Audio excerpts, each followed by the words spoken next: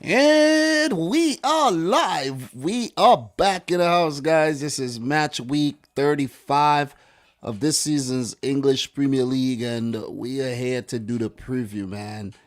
We got 10 games, as usual. Some of them, pretty inconsequential, but most of these games will have a bearing on either the title race, the top four battle, Europa League, Conference League, or the relegation scrap right about now. So we got a very important match week to actually preview here.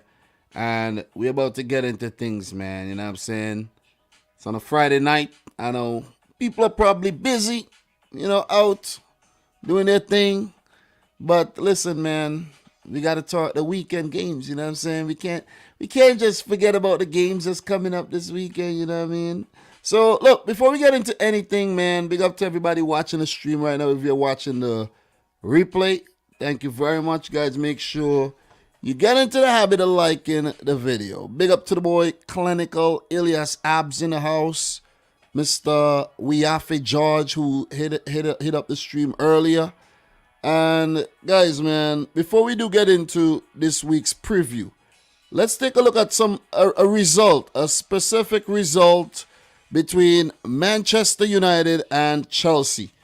I don't even want to really talk Champions League or Europa League or anything right about now. I'll touch on that a little bit when I get to the teams.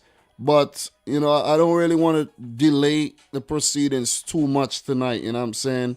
Because I got to wake up early in the morning and I ain't got all night. So, Man United won, Chelsea won. Marcos Alonso in the 60th minute.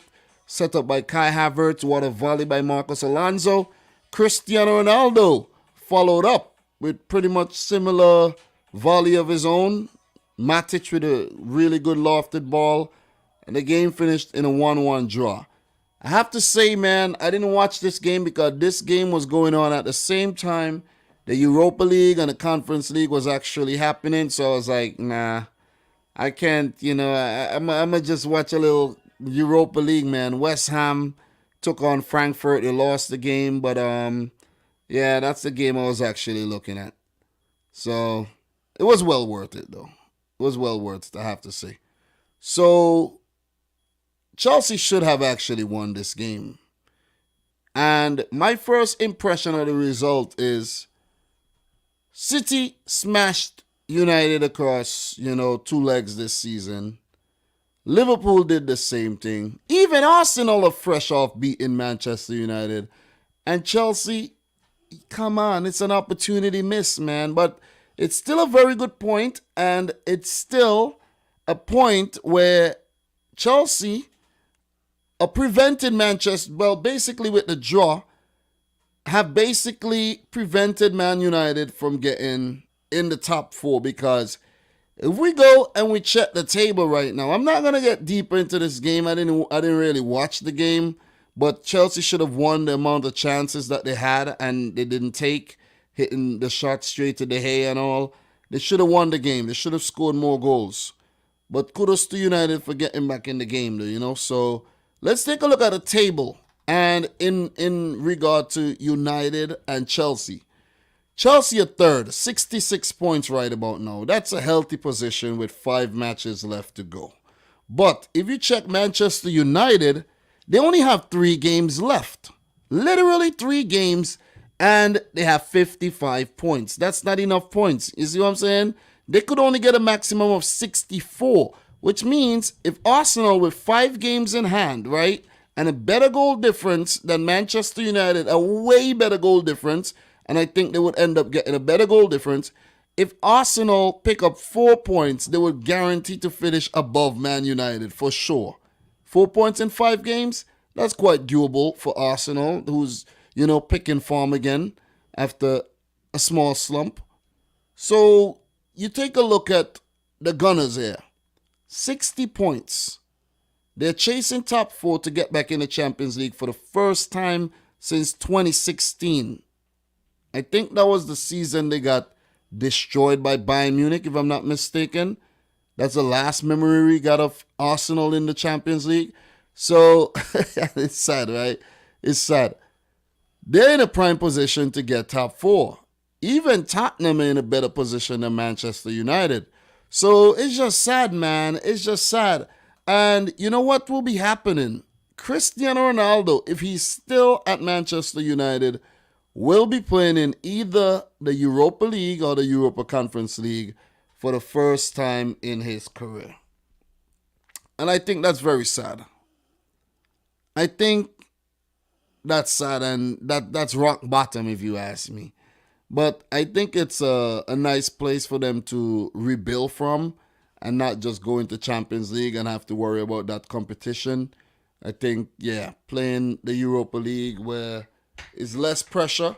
But then again, I might say it's less pressure. It might be more pressure to win it since they're in it. I think the last time they were in it, they actually won that competition with Mourinho. So, yeah.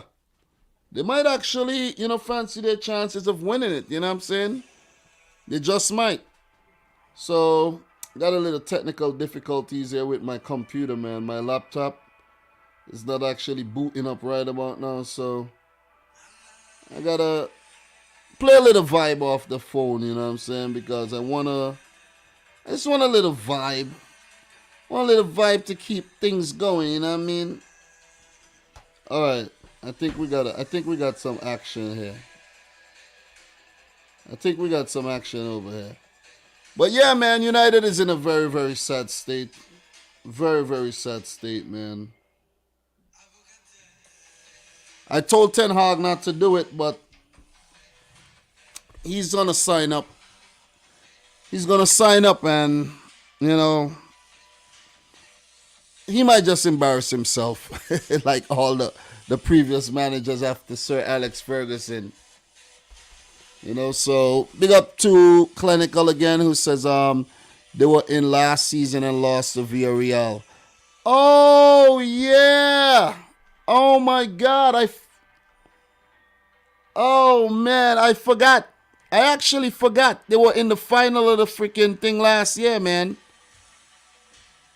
I forgot, That was a final, right? They lost, right? Oh my God, I forgot that. Seriously.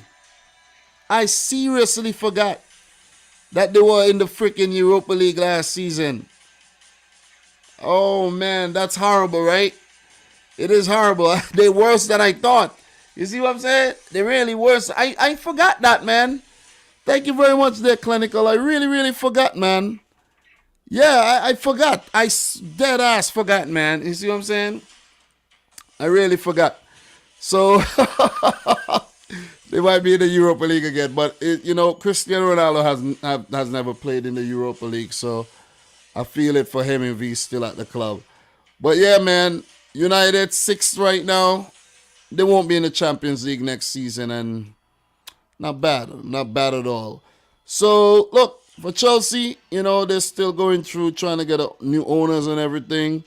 A lot of off-the-field issues. A few players already slated to leave the club. And they're just looking to rebuild for next season because I'm pretty sure Lukaku might be on the way out as well. And maybe one or two other players, man. So that's what's going on with Chelsea.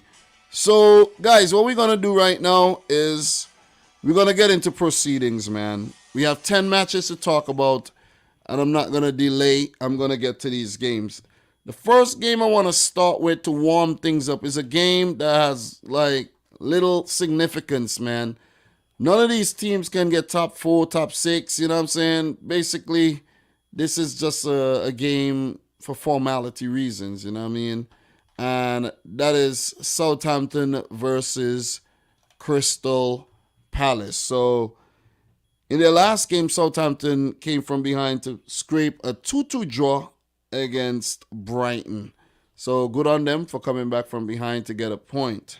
As for Crystal Palace, they also played to a draw, which was a 0-0 draw, against Leeds. I don't know why I said 1-1, but that was a 0-0 draw against Leeds United. In terms of their last meeting against Southampton, that game was at Selhurst Park. It ended in a 2-2 draw. And previously, Southampton beat Crystal Palace 1-0. So in the last 10 games, Southampton have only lost twice to Palace, and there's been 3 draws. So not a bad record if you ask me against the Eagles, man. So they would definitely fancy their chances coming up against the London opponents. So in terms of players to watch here, guys, I'm gonna go for Southampton James Ward-Prowse, man. He's the most influential player in the team. And when guys like Broja and Che Adams and Armstrong and Cole not stepping up, you could bank on James Ward-Prowse to put a direct free kick into the back of the net.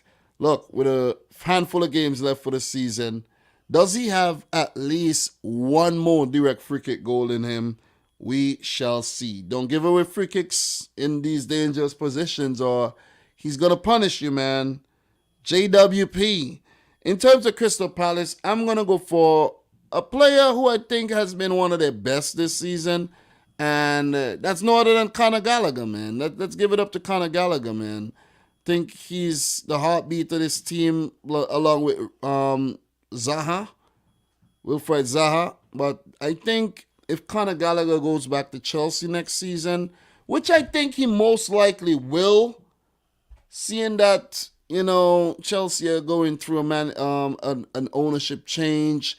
They're not gonna spend the type of money that they spent last year, in my opinion, and they would want to use their players out on loan. You see what I'm saying? Guys like Broja might get a look in, Conor Gallagher might get a look in, and if there's any other players who went out on loan and did good.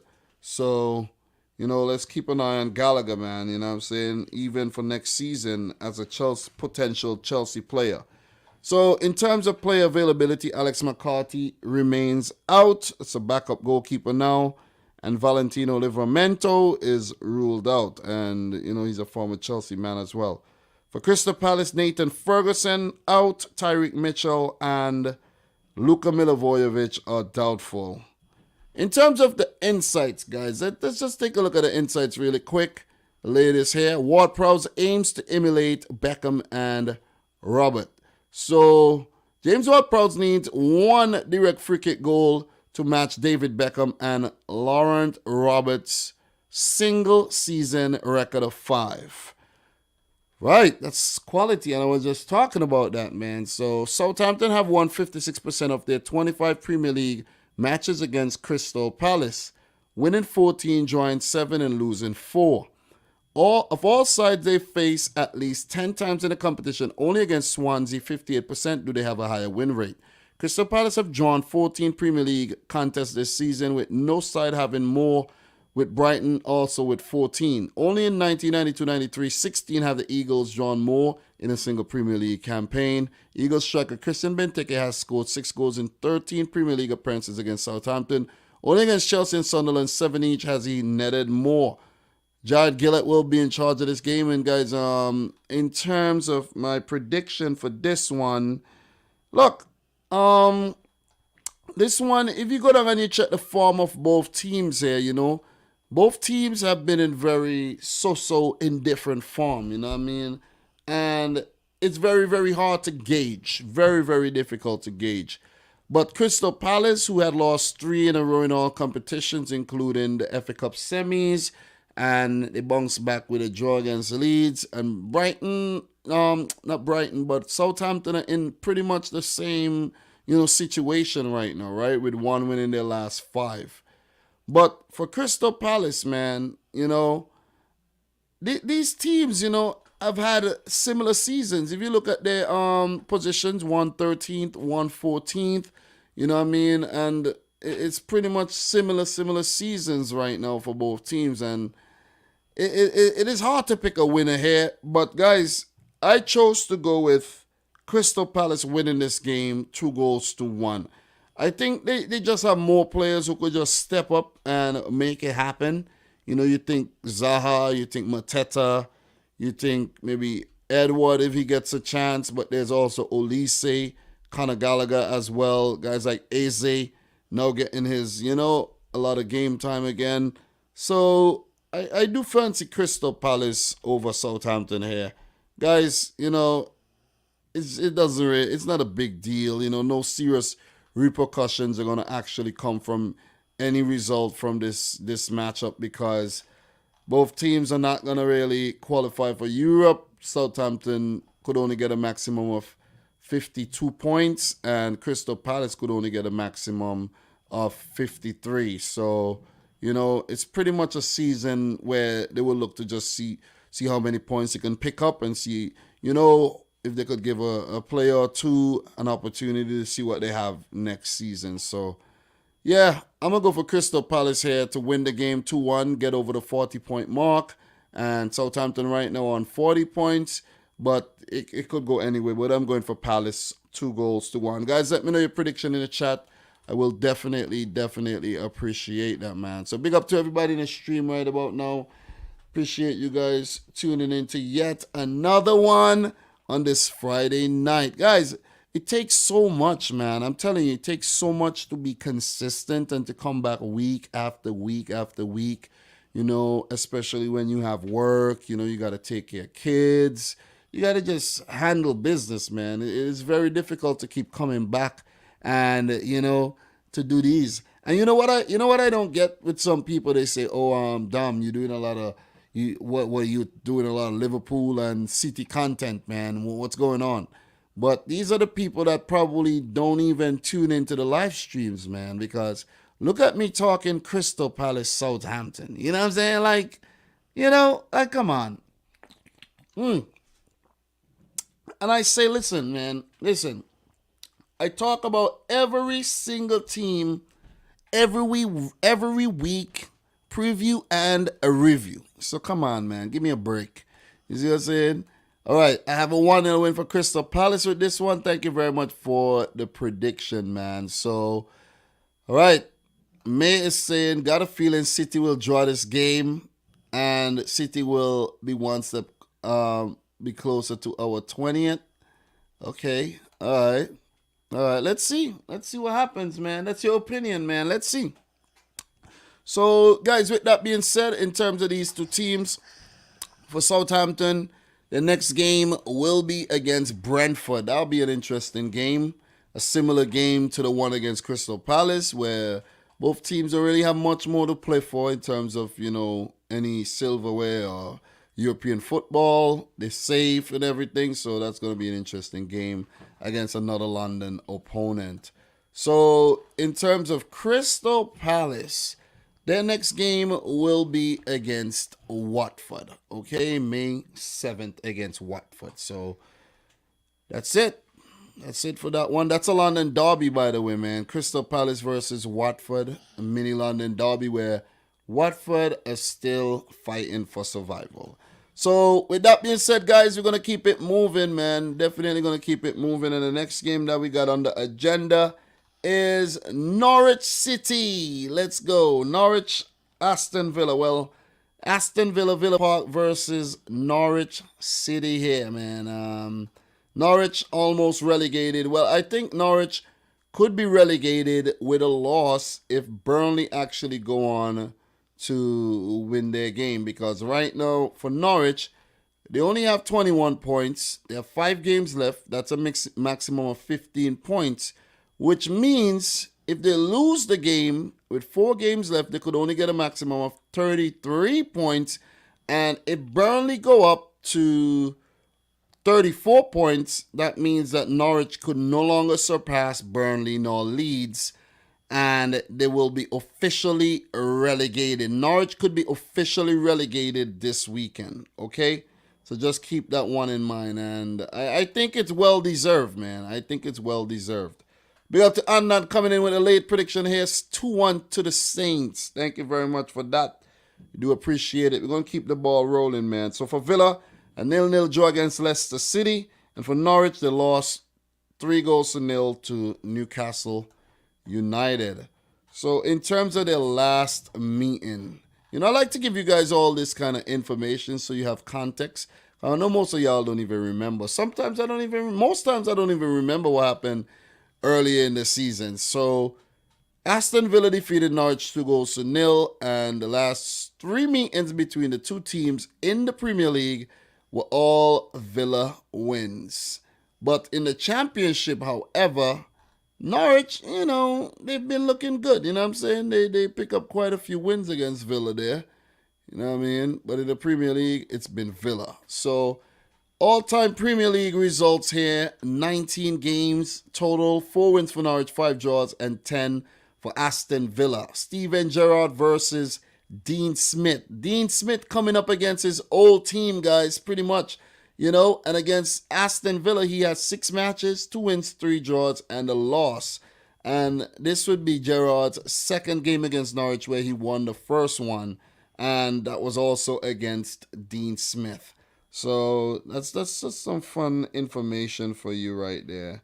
So in terms of players to watch, guys, let's just talk about those players. For Villa, I'm gonna actually go for Ollie Watkins, man. I don't think he's had the best season, and it could have actually been a lot better. But you could say that for a lot of Villa players, man. Danny Ings, Leon Bailey, Bertrand Traore. These guys have all been injured all season, so let us see what Ollie Watkins got left in the tank for the remainder of the season. He would want to put on some good performances now and early on next season because, he would want to make that England squad for the 2022 World Cup. So for Norwich, man, listen, it's going to require a team effort. Let's keep an eye on the whole team here. It's going to take a team effort if they are to win all their remaining games, and that's what it will take, or it might not be enough for them to survive the drop. So Norwich pretty much, relegated in my opinion, man. As I said, I don't think they're going to survive. That's it. And the crazy thing about that, right? I called that from the get-go. There was one team that I got right. It was Norwich City. I just sniffed it out early, man. That squad didn't look too good at all. That squad didn't look too good, man. I said in the beginning they got a championship squad, and there was some Norwich City subscribers that tapped in the comments and they said, what are you talking about? What do you know? What do you know about these players, man? These guys were, Pierre-Lise Melou used to play for Nice and he was in the Europa League, man. Look at Christos Zolis. Zolis is a top player, man. Look at this. I'm like, listen, man, zip it, beat it. Norwich are going down. Simple. Let's not argue about that. And look at where they're at right now. So yeah, man. Big up to John Wallace in the house, man. Let me see. Klopp's wife has more pull than Manu executive board. Big up to Brawlberry in the house. Patrick Silke as well. Coming in the 2-0 for Southampton and the 2-0 for Aston Villa. All right. Solid predictions, man. Solid predictions. So, look. Let's keep it moving. However, though, let's definitely keep it moving. In terms of Aston Villa, Luca Dean would be out along with Bertrand Traore, Morgan Sanson, and Courtney House. All players ruled out for this game. And for Norwich, Josh Sargent, Kenny McLean, Lucas Rupp would all be available after injuries, while Ozan Kabak, Christoph Zimmerman, Andrew Omar Bamadeli, and Adam Ida remains out. Maybe out for the rest of the season too. It's just sad because these two Irish youngsters looked pretty good in the earlier stages of the season, and it's just sad that they picked up horrible injuries, man. So, look, in terms of did you know, guys, the latest here.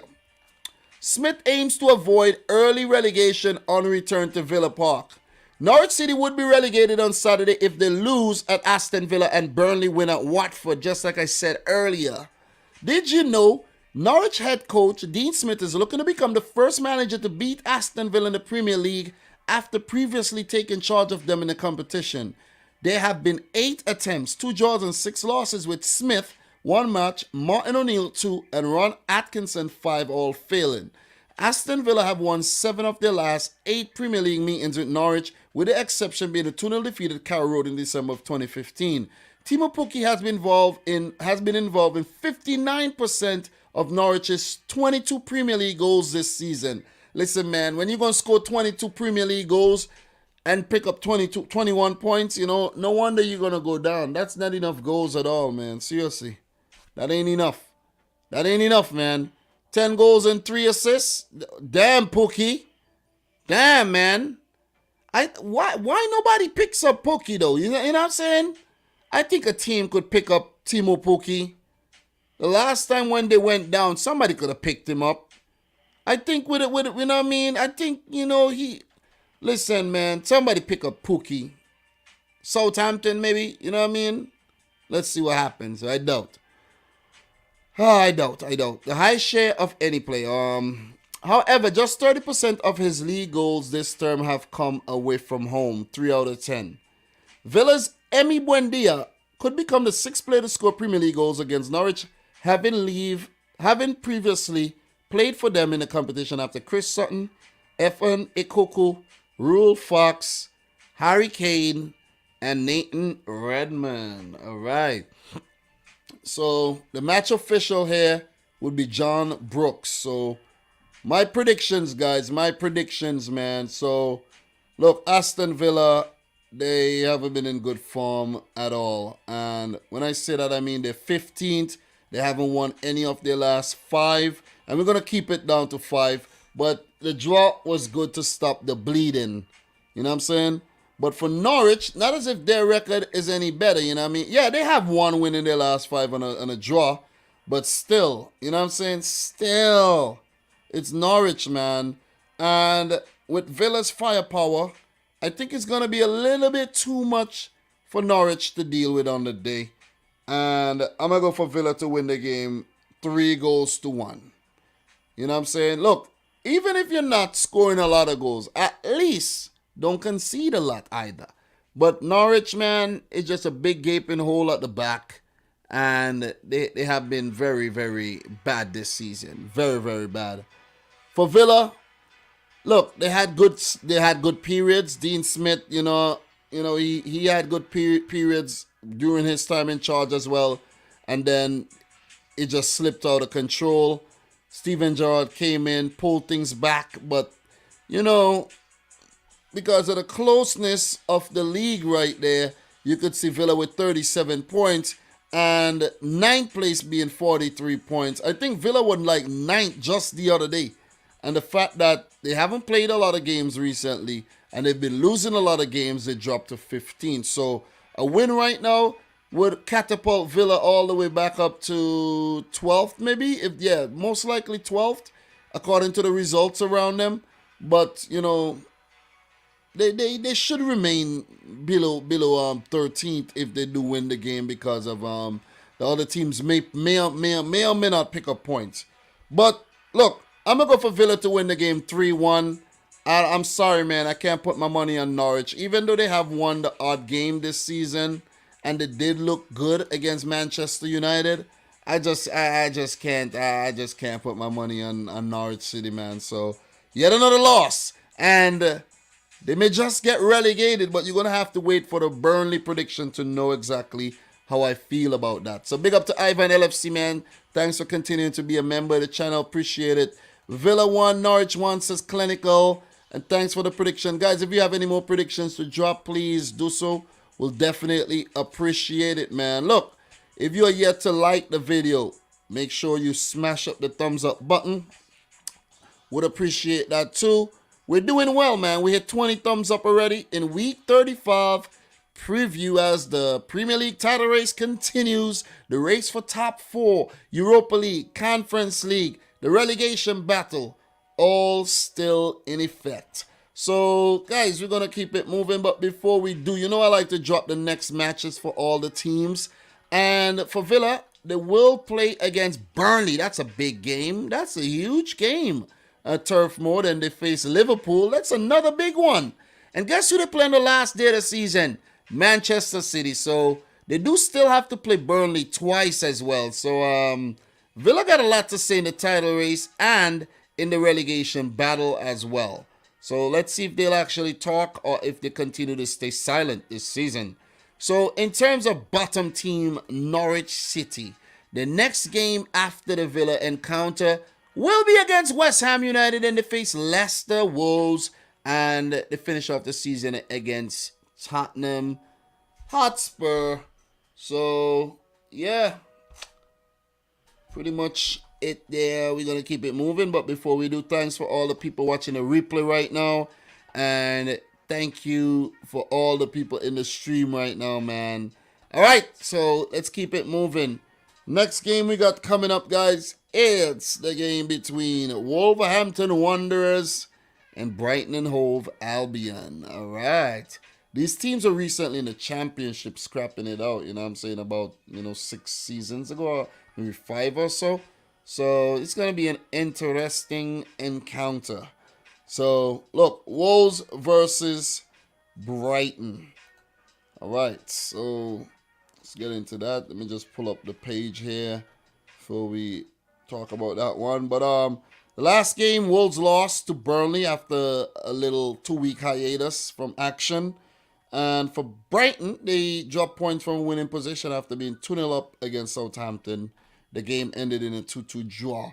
The last time they met Wolves, they actually lost the game. The last 2 meetings between the teams were 2 wins for Wolves, and the previous 4 all ended in draws. So, yeah, at least we're getting winner now, man, because, listen, between 2019 and 2021, those 4 games in the league, all draws, man, all draws. So Brighton will be looking for revenge against Wolverhampton Wanderers, who's been, flying under the radar this season.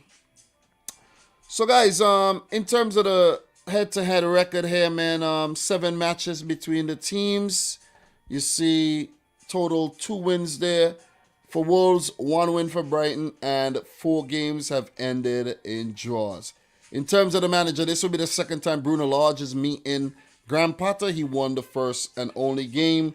And against Wolverhampton Wanderers, Brighton manager Graham Potter has never won a game with 3 draws and 2 losses. So this won't be a bad time to get the business done at all. Not at all. So, guys, in terms of players to watch here, man, players to watch. For Wolverhampton Wanderers, it was a kind of a head-scratching thing finding a player to watch for real. Because, I wanted to go for Ruben Neves, but he's out injured. And, I'm kind of fed up of talking about Raul Jimenez this season. Seriously, and Fabio Silva. These guys need to step up, man. Seriously. A lot of these Wolverhampton Wanderers players need to step their game up.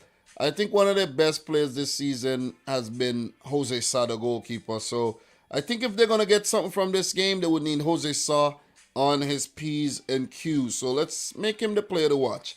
As for Brighton, man, Leandro Trossard. Ooh, what a player, what a player, what a player. I think he does have potential to play for a bigger club and maybe, take part in some Champions League or even some Europa League action. But he's a Brighton, and maybe one day Brighton would be in the Europa League or the Conference League, the Champions League. Who knows, man? Who knows? But they need to continue to invest in their team and bring in players similar to the likes of Leandro Trossard. So, guys, in terms of the squads here, for Brighton, well, for Wolves, Ruben Neves, Daniel Podence, and Max Kilman has all been ruled out. While for Brighton, Yves Bissouma returns from suspension, while Tariq Lamptey faces a fitness test before the game. Jeremy Sarmiento and Jakob Moda both ruled out. In terms of did you know, man, Wolves seek to complete their first ever double over Brighton. Did you know Wolverhampton Wanderers have won their last 2 league matches against Brighton and Hove Albion, as many as they did in their previous 16 against them. They're looking to complete the league double over the Seagulls for the first time. Johnny has scored in his last 2 Premier League home matches. The only Wolves player to score in 3 successive outings in Molineux is Henri Camara, former Senegalese man, who netted in 4 between April and May of 2004. Brighton have earned 7 points from their last 4 Premier League matches, 2 wins, 1 draw, and a loss. As many as they had in their previous 11. So Brighton have definitely picked back up form after a very, very tough period. Wolves are on their longest current run of Premier League matches without a draw, with none of their last 15 outings in 2022 ending level. Wow. This is crazy. 8 wins and 7 losses. So they either win or they lose. Oh man, what do I have? But guess what? Guess what, man? Simon Hooper will be in charge. Guys, my prediction, man. My prediction is a draw for this game. Brighton love to draw games. And I don't see Wolves losing back-to-back matches. But I also don't see Brighton losing this one as they have been in good form. And I'm going to play it safe, man. I'm definitely going to play it safe. You know, Graham Potter likes to play this very attractive style of football. And so does Bruno Lage. So I think the team's going to cancel each other out with their style of play and everything, with their approach. And we're going to see a 1-1 draw in this low-key affair. You know what I'm saying? Wolves are still in with a shout to get European football if they keep picking up points. But, you know, lately that has been slipping away from them. You know what I mean? So if you check their league position right now, let's check their league positions right about now. Look at the form. You know, Wolves, they have lost 3 in their last 5, not great form. And Brighton, you know, Leicester City bounced back there against Southampton with a draw. Well, they dropped points from a winning position. But most importantly, they beat Tottenham and Arsenal there. So, look, one team in Brighton 11th, Wolves 8th. And in terms of league points, and the points right now, Wolves got 49 points. That's 3 points behind West Ham with a game in hand. And West Ham are in that Conference League spot. So Wolves are in that Conference League spot, man. United, with 2 games played more, are 6 points. You know what I'm saying? So it's only 6 points separating United and Wolves. They could look to get into the Europa League. So these are some big games still left for the season. 5 to be exact for Wolverhampton Wanderers, man. So they'll be looking to play for everything.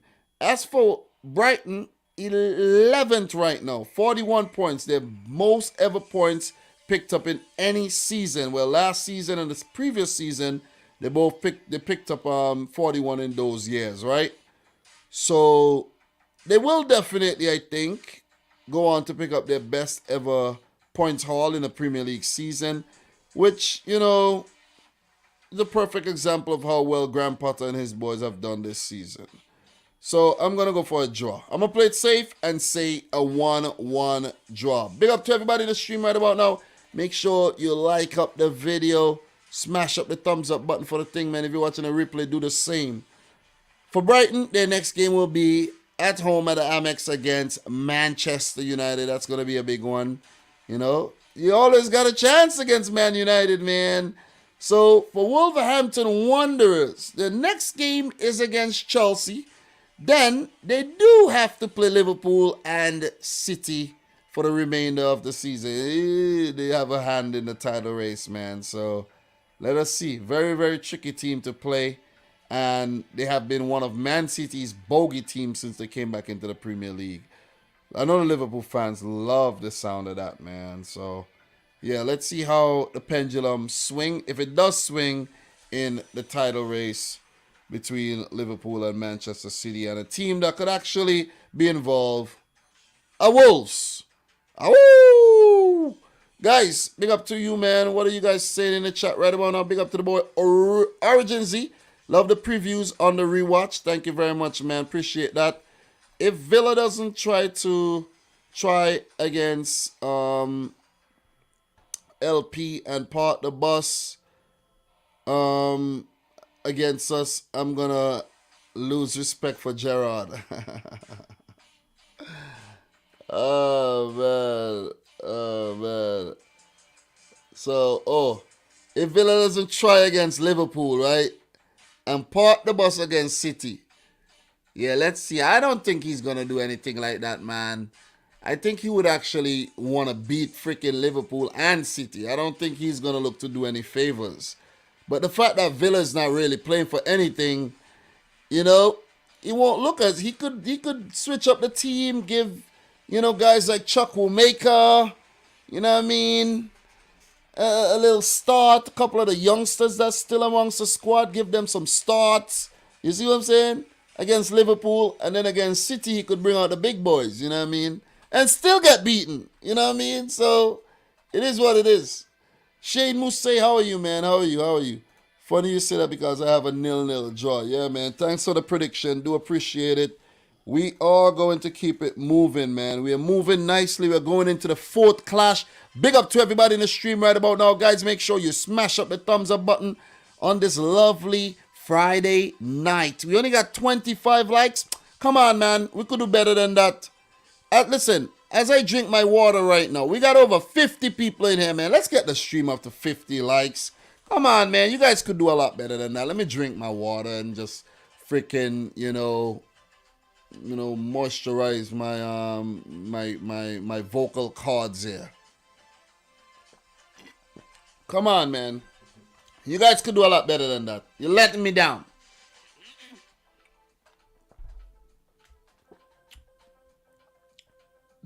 You're letting me down, man. Come on. Smash up the thumbs up button, man. Smash it up, man. You guys could do a lot better than that. Come on, man. Like up the video. So, the next game that we're going to talk about is a big one. And this one is West Ham versus Arsenal. West Ham versus Arsenal. So, look. Before we get into the West Ham versus Arsenal game, I want to actually, just talk Europa League really quick. And what we're going to do really quick, you know what I'm saying? We're going to just switch to the Europa League real quick because West Ham were actually in the Europa League. So we're going to just switch over to the Europa League, show West Ham a little love, and then we're going to come back. You see what I'm saying? We're going to come right back. So let's go and let's talk Europa League really, really quick, guys.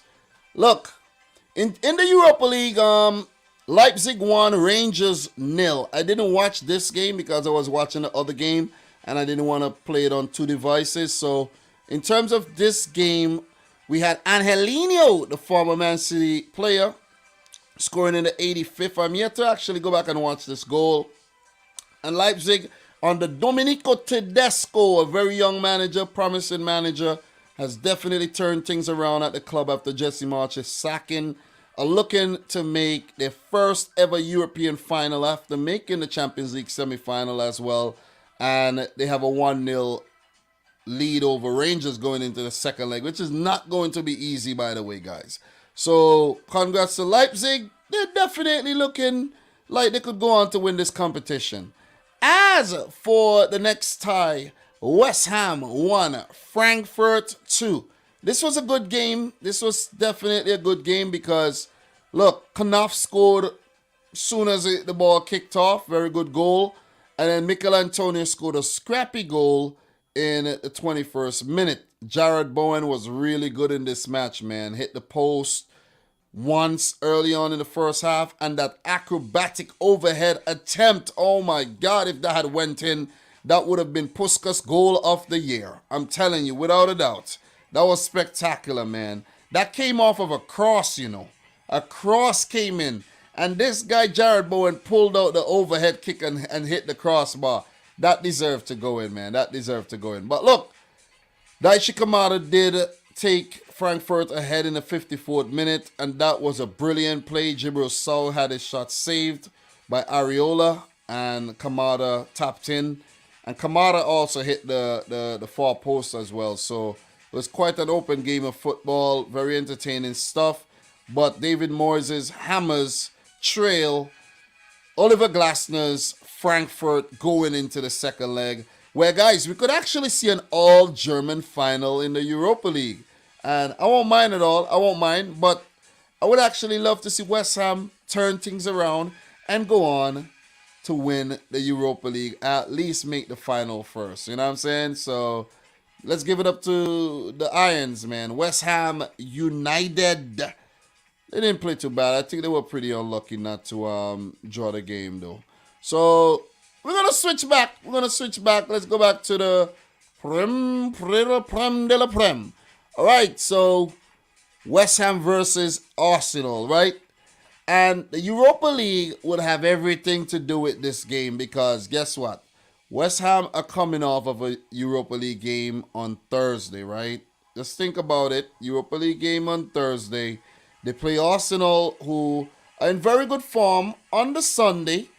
And what they're going to do, they don't want to risk it all because West Ham United, right now, they're 7th. They could still get Europa League. They could take their time and still finish ahead of United because of how bad United are playing this season. So I think West Ham want to be in the Champions League. They want to win this competition. They've gotten this far. So they would want to, put all their eggs into the Europa League basket, right? Because the squad is being ran really thin right now, especially in their defensive stock.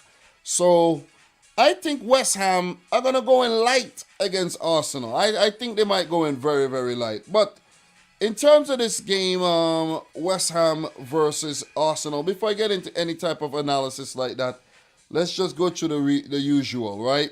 So Chelsea won, West Ham 0 in their last Premier League game, and West Ham won, Frankfurt 2 in their Europa League semi-final first leg. Arsenal did beat Manchester United 3-1 in their last game. So let's give it up to the Gunners. So the last time West Ham and Arsenal met each other, however, it was a win for the Gunners, and actually West Ham have not defeated Arsenal since 2019, and that's their only win, along with 2 draws, in all competitions across the last 10. So this London derby, it has been very, very one-sided lately. Very, very... As a matter of fact, throughout history, in the Premier League, it's been one-sided. You see 51 games, only 8 wins for West Ham, 10 draws, and 33 wins for the Gunners. 33. You can see some of the recent meetings. 2-0, 3-3, 2-1 to the Gunners, 1-0, 3-1 to the Gunners. The form guide. Arsenal are the informed team right now with 2 wins in their last 2. As for West Ham, 2 losses in their last 2 in all competition. 3 losses across the last 4 games. So they need to really get their act together, but you got to understand it in the European competition as well. Arsenal, they're looking poised to get top 4. This is yet another game where they could say, hey man, West Ham, you're focusing on the Europa League. All right, we're going to focus on beating you.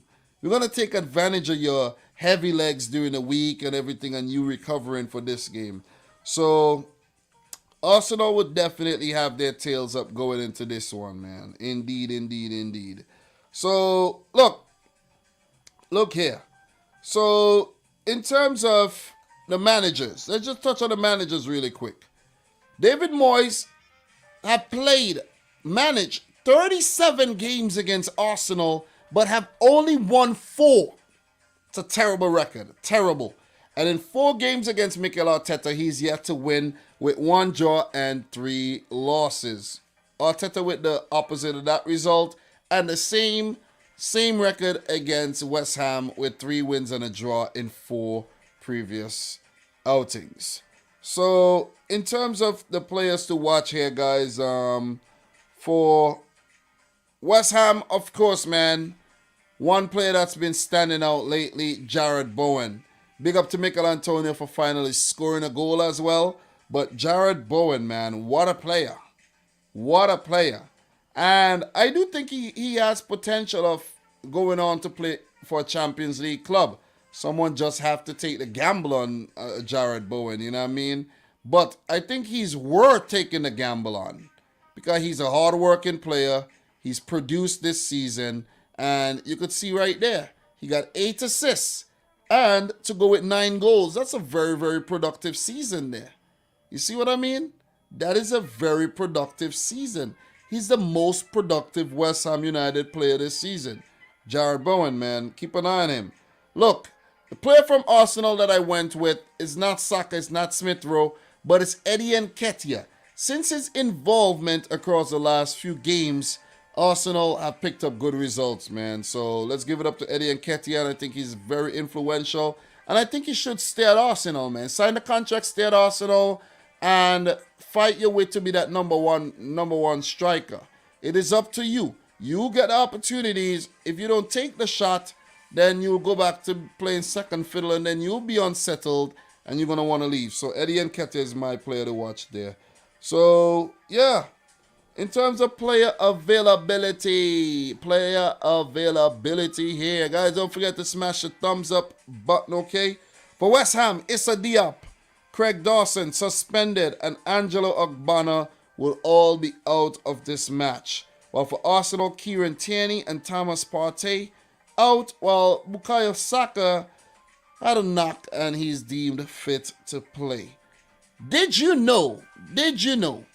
West Ham are unbeaten in their last 6 Premier League home matches, winning 4 and drawing 2. The Hammers last enjoy a longer such run between September 2015 and April 2016, when they went 15 matches without defeat at Upton Park. David Moyes' side have also scored in their last 18 home league contests since a 1-0 loss at Everton in May of 2021. Arsenal have won more Premier League matches in May than any other side, 50, and also boast the best win rate for the month, 59%, 50 out of 85. Listen, man, we said May, which means the season is coming to an end pretty soon, man. I just said May. Could you guys believe that? May! It's here. It's here, man. It's here. So, what? We got one more day left in this month of April, and then the Premier League literally is over in 22 days. So, expect to see a push. Expect to see a push in content for May. May should be a huge month in terms of content and the output and everything, man. So, just bear with me in terms of the content, okay? So, yeah. Got Champions League, Europa League final, Conference League final, FA Cup final. You got a lot of things coming up in May, man. Relegation, who's going to be the Champions League winners, who's going to be the Premier League winners. Oh, man, what a month. So, look, West Ham have lost more Premier League matches against Arsenal, 33, than they have versus any other side in the competition. Arsenal are the team they don't like playing the most, okay? That's for West Ham. They're their worst adversaries in London as well. Arsenal striker Alexander Lacazette has been involved in 6 goals in his last 7 Premier League appearances against West Ham United, 5 goals and 1 assist. Only against Southampton 7 has he been involved in more league goals for the Gunners. Mike Dean would be in charge. God damn, where did they put this dude Stuart Atwell? I hope we don't have Stuart Atwell for our game, you know what I mean? Listen, I don't usually remember the refs like that. But yeah, I know Mike Dean and Anthony Taylor and the other, what's his name, Michael Oliver and these guys, and John Moss. But, Stuart Atwell was not really a referee I was that familiar with. Like, I could match a face to the name. But I ain't gonna forget Stuart Atwell, man. He's suspect. Very, very sus. You know what I'm saying? That Liverpool-Everton game, I don't think he did a great job at all. So, yeah. So, look. Oh, man. Look. Arsenal, West Ham, guys. Results. What do I think is going to happen, man? Look. Even when West Ham seemingly prioritized the Europa League against Chelsea, I think they went out there and they almost got a point. You see what I'm saying? I think they're going to do the same thing against Arsenal. They're going to rotate. You're going to see guys like Yarmolenko and Vlasic and, a few other the French players coming in. Maybe even a Mark Noble get a run out. Once you see Mark Noble getting a run out, the team is in like an experimental phase, you know what I'm saying? Or a game where they could afford to lose. So I think with that, West Ham weakening the team, Arsenal are going to go full force. They're in form right about now. I can't see no other team winning it but Arsenal. You see what I'm saying? I know it's football, anything could happen. But look, West Ham are going to prioritize the second leg of the Europa League. And you don't want to go into that handicapped and you didn't really need to go all out against Arsenal. You see what I'm saying? They could either say, hey, man, we're going to go all out. We're going to try to secure something in the league, and then we try again in the Europa League. But I don't think that's the case. I think winning the Europa League would be a bit better than actually finishing fifth. You see what I'm saying? Or sixth. So I'm going to go for Arsenal, though. West Ham to ease up a bit in terms of selection and their intensity. And they're already dealing with a lot of injuries in terms of their centre-backs. And I'm going to go for Gunners to win it 3-1. Maybe Nketiah, Smith Rowe, and Saka on the score sheet. Or maybe we see someone else. But I'm going to go for Arsenal. I just have a good feeling about Arsenal in this game. Guys, let me know your thoughts in the chat. We'll definitely appreciate it. Look, in terms of the Gunners, right? Let's just scroll down a bit. In terms of their league position. Fourth in the table. Fourth. They do have a total right now of 60 points. They are 6 points behind Chelsea. If they win their game, they'll put the pressure on Chelsea. Because let's say Chelsea lose and Arsenal win. It means that Arsenal are gunning down Chelsea for that third spot. You see what I mean? And you get yourself in a third position. You don't really have to, you'll be in a better, you'll be, it's safer than being fourth in terms of getting a Champions League, right? So let's give it up to Arsenal. I think they should have done better in that 3 losses there that they picked up. They should have done better indeed. I think if they failed to get Champions League, they could look back at that small period there. And another period they could actually look back at is August. Who remembers that Arsenal did not win a single game nor scored a single goal in August? And look at where they're at right now. So give it up to what Mikel Arteta and his boys have done this season, because, it's actually remarkable. You see what I mean? It is indeed remarkable. So for West Ham, as I mentioned, the Europa League is the aim. They're 7th. And they've done very, very well this season. They've beaten everybody. You see what I'm saying? They beat all the big boys. You know what I'm saying? You know that song that you hear on Instagram about you want to play with, you want to bro with the big boys or some whatever. West Ham has been, they have been hanging out with the big boys this season, So I think they're ready for that. Let's see what they bring next season. But for now, they're 7th. And I think, they'll lose this game. So, in terms of the next game here, for Arsenal, after West Ham, they do have Leeds, the big North London derby. They have Newcastle, and they finish off the season against a relegation-threatened Everton, who might just be relegated already. Who knows? Let's see what happened there. In terms of the Hammers, man, West Ham, Eintracht Frankfurt coming up after the Gunners game, and then they play Norwich City, Manchester City, and Brighton to finish off a very successful and solid Premier League season. Indeed. So, big up to everybody in the house right now. We got over 100 people in here, man. Big up to King Huddle, Nippon in the house, Clinical, Frankie B, Mr. Goat in the house. Who else we got in there? Jared Rago. You guys come out in the numbers, man. The Lego dude, Jordan Hyman in the house. Who else we got in here, man? Big up to everybody. Make sure y'all smash up the thumbs up button. Let's get the stream over 50 thumbs up, man. You guys could do a lot better than that. You guys could definitely do a lot better than that. Come on. Let's get over 50 thumbs up for the stream, okay? We got 39 right now. We need 11 more. Come on, man. You guys could make it happen, man. Let's make it happen, okay? Don't make me have to beg. Please, don't make me have to beg. Come on. You could do better than that, okay? So, guys, we're definitely going to keep it moving, though. Shout out to everybody who decided to join up. And we are going to get into the 5th game today, all right? And this is a big one, man. This is Watford versus Burnley. And you guys got to stick around to hear what I have to say about this one, man, because this game would have some serious repercussions when it comes to the relegation scrap. Yeah, guys, we got one. We got a relegation battle going on. Watford, Everton, Leeds, Burnley, all caught up in the relegation battle right about now. So, Watford versus Burnley here. So, look, Watford FC, they've sacked 2 managers already this season. They're on their third in Roy Hodgson. They have 22 points, 5 games left. Could only get a maximum of 37 points. Look, if Leeds win their game, Leeds ain't got to worry about Watford, right? Yeah, Watford ain't going to win everything, but let's say Watford win everything.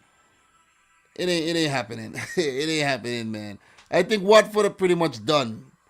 If they get to 30 points, they'll be lucky. They'll be lucky indeed. The last meet in between, well, before I get to the last meet in between them, the last game for Watford, a 5-1 loss to City, and for Burnley, a 1-0 win over Leeds. The last time the two teams met, it ended in a 0-0 draw. And previously, Burnley won the last 2 games.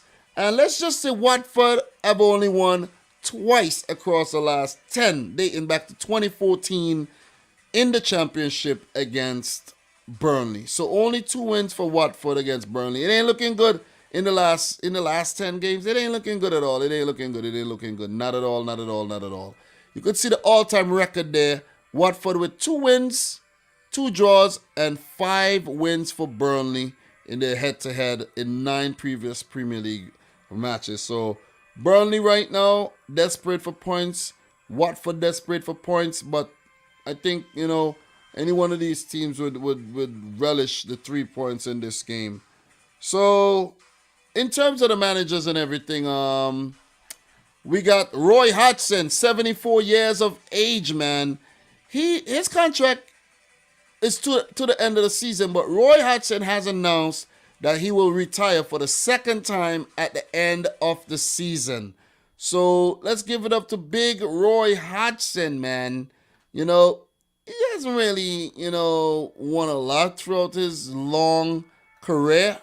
But let's give it up to Roy Hodgson, man. And for people who's wondering, what have Roy Hodgson ever won? Well, guys, the man's been around for a very, very long time, man. When I say a long time, I mean donkey years, man. Even before most of us were born. I'm talking about the man was winning Swedish titles back in the 1970s. Okay?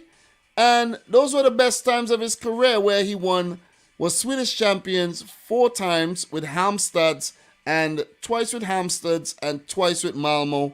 Won the Swedish Cup with Malmo. He was Danish champions with FC Copenhagen, and he was even the Swiss Super Cup winner with Zamax. So he was doing a bit of traveling before until he, settled in England. So this is the Roy Hodgson hour, baby. This is the Roy Hodgson hour, okay? Let me give Roy Hodgson a little bit of credit here. He started managing in 1976. Okay? So he managed Hampstead, Bristol City. He managed a team by the name of Örebro, Malmo, Zamax. He was even manager of the Swiss national team. Inter Milan, guys. Inter. Did you know that Roy Hodgson had 2 stints as Inter Milan manager? Blackburn Rovers, Grasshopper, Copenhagen, Udinese, manager of the United Arab Emirates, Viking FK, Finland national team manager, Fulham, Liverpool. He will probably go down as the worst Liverpool manager of all time. You know what I'm saying? West Brom, the England manager, the under-21 caretaker, Melbourne City, and then he came back to Crystal Palace, who I think was one of his best stints. Indeed, the Crystal Palace stint, guys, was actually one of Roy Hodgson's best stint ever, where he managed for 162 games. That was his longest, that's the most games he's actually managed for any team, right? 162. Okay, and now in 13 matches in charge of Watford, it has been a torrid run of 13 matches. 2 wins, 1 draw, and 10 L's. You see what I'm saying? If there's anybody who knows how to take an L, well, I'm wrong there. 9 L's. 9 L's. If there's anybody who knows how to take an L, is big Roy Hodgson, man. So let's give it up to Roy Hodgson. Okay, so I hope you enjoy the Roy Hodgson hour there, guys. Really hope you do. But we are definitely going to keep it moving, okay? Please. Think that's enough of Roy Hodgson, all right? Or do you want one more thing on Roy Hodgson, guys? One more thing? Could I share one thing more about big Roy Hodgson? 11 matches against Burnley, 5 wins, 2 draws, 4 losses. He's going to need to tap in, man. Coming up against interim manager Mike Jackson, all right? Who could actually be his son. And this is Mike Jackson's first time against Watford and against Roy Hodgson. And he's done a great job since he took charge of Burnley. Guys, we talk. Get your bearing here. We're talking Watford versus Burnley. Players to watch here, guys. Let's take a look at players to watch. Players to watch. For Watford, Emmanuel Dennis. He's been their bright spot this season. If we go over here to stats and we scroll all the way down, you could see Dennis has 10 goals. All right? And 6 assists. It's been all Dennis. Okay?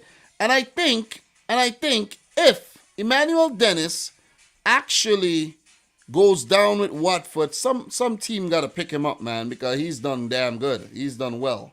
And this is the best season ever in his career, which is crazy.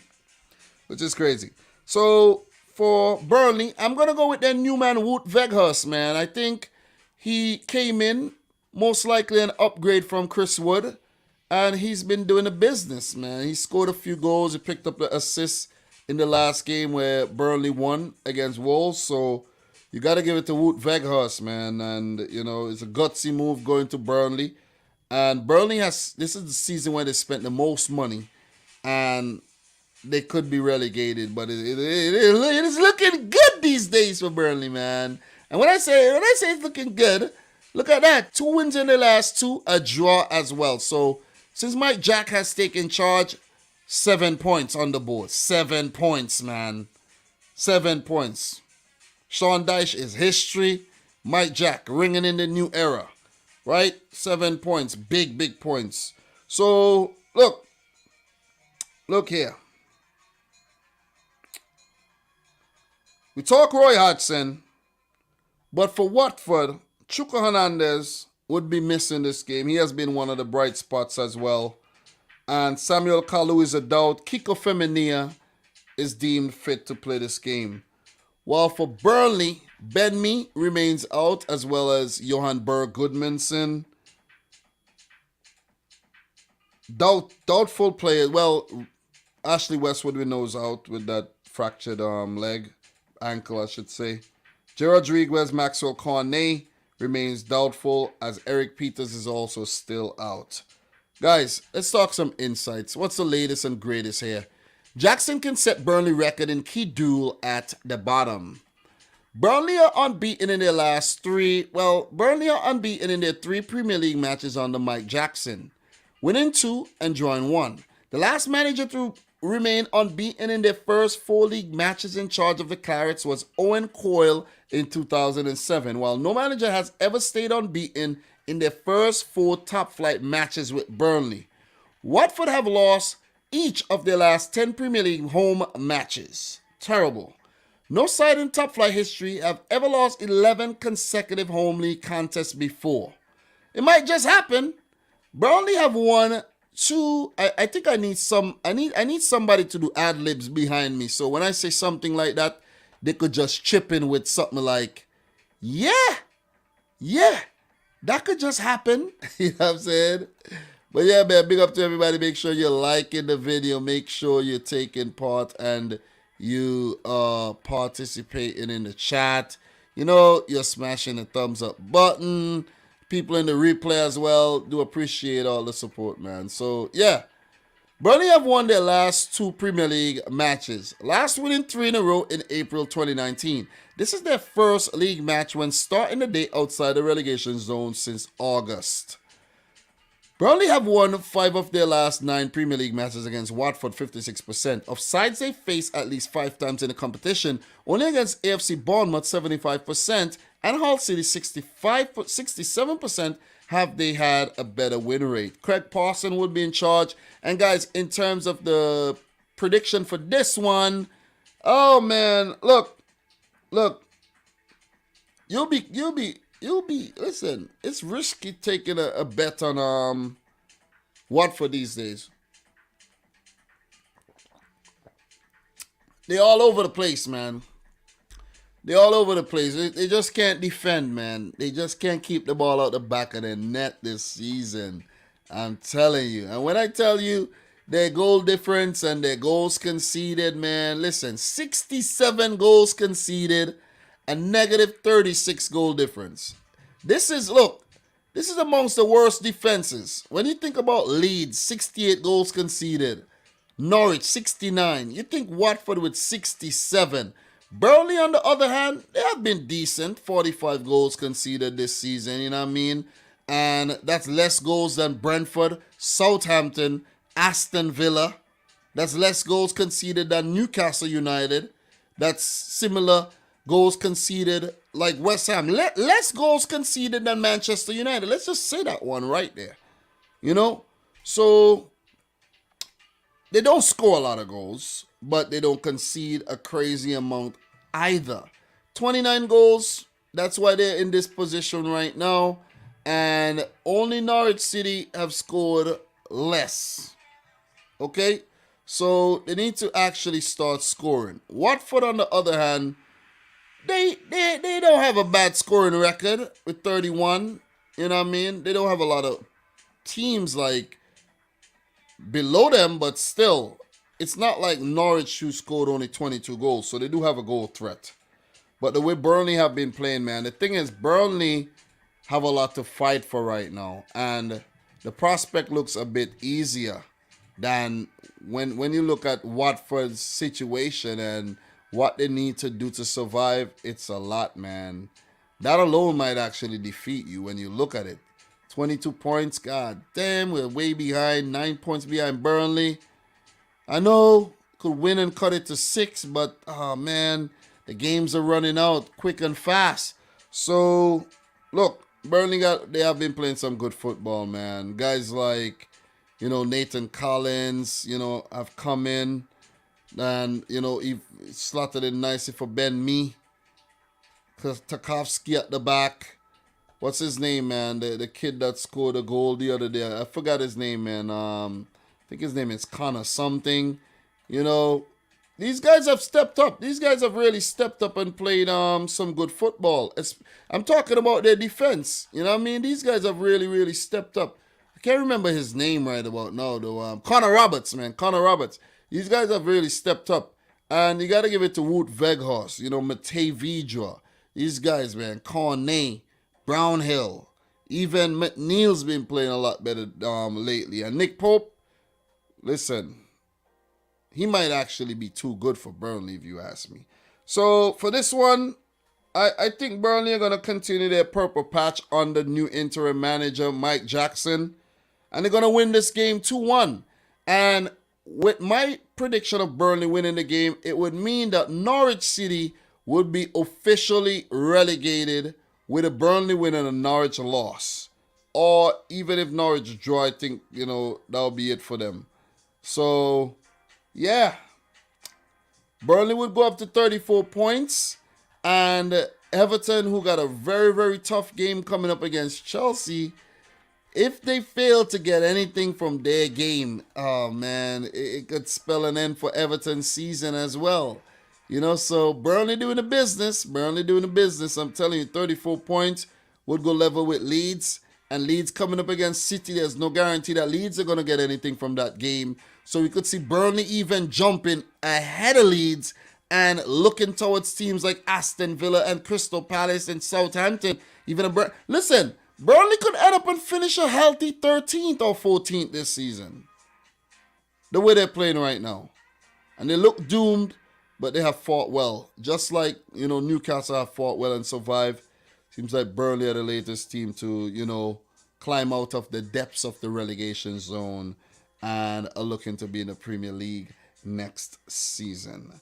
So, with that being said, guys, that's 5 done. We still got 5 more to go. Imagine that we've been live for an hour 15 minutes, which means we got a similar amount of time left to tackle this. Maybe in an hour. Maybe we run through that in the next hour. It's hard work, guys. This is hard work. They say no playtime. You know what I'm saying? They say no playtime. I know I'm bringing the energy and everything, but this ain't no time to play, man.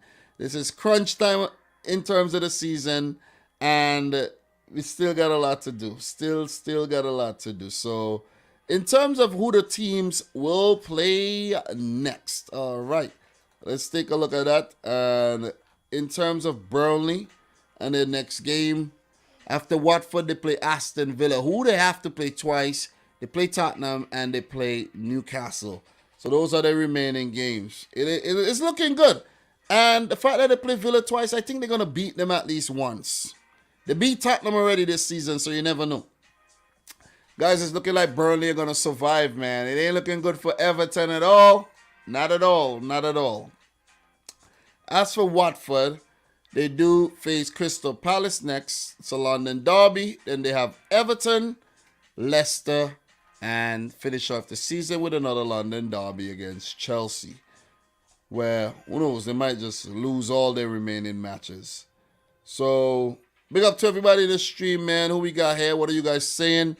Big up to the boy, Achal Shahi. Thank you very much, man, for the 100 Indian rupee, which equates to about $1.30. Appreciate it, man. Appreciate it. Thank you very much. I do appreciate it, man. Thank you very much, man. Goes a long way, definitely. So, what else we got here, man? Big up to everybody in the stream. Let me see. Nippon, Jared Rego saying a 1-1 prediction here. Let me see what else. 2-1 to Burnley, says Nippon. Appreciate it. All right, so Achal is saying, will Manchester City put up a strong team against Leeds? Yeah, I think Pep put out a decent enough team to beat Leeds, and with the City team, they could afford to actually rotate, especially up at the top. You know what I'm saying? The defensive stock is a bit thin right now. It's very thin, but I think we'll handle Leeds still.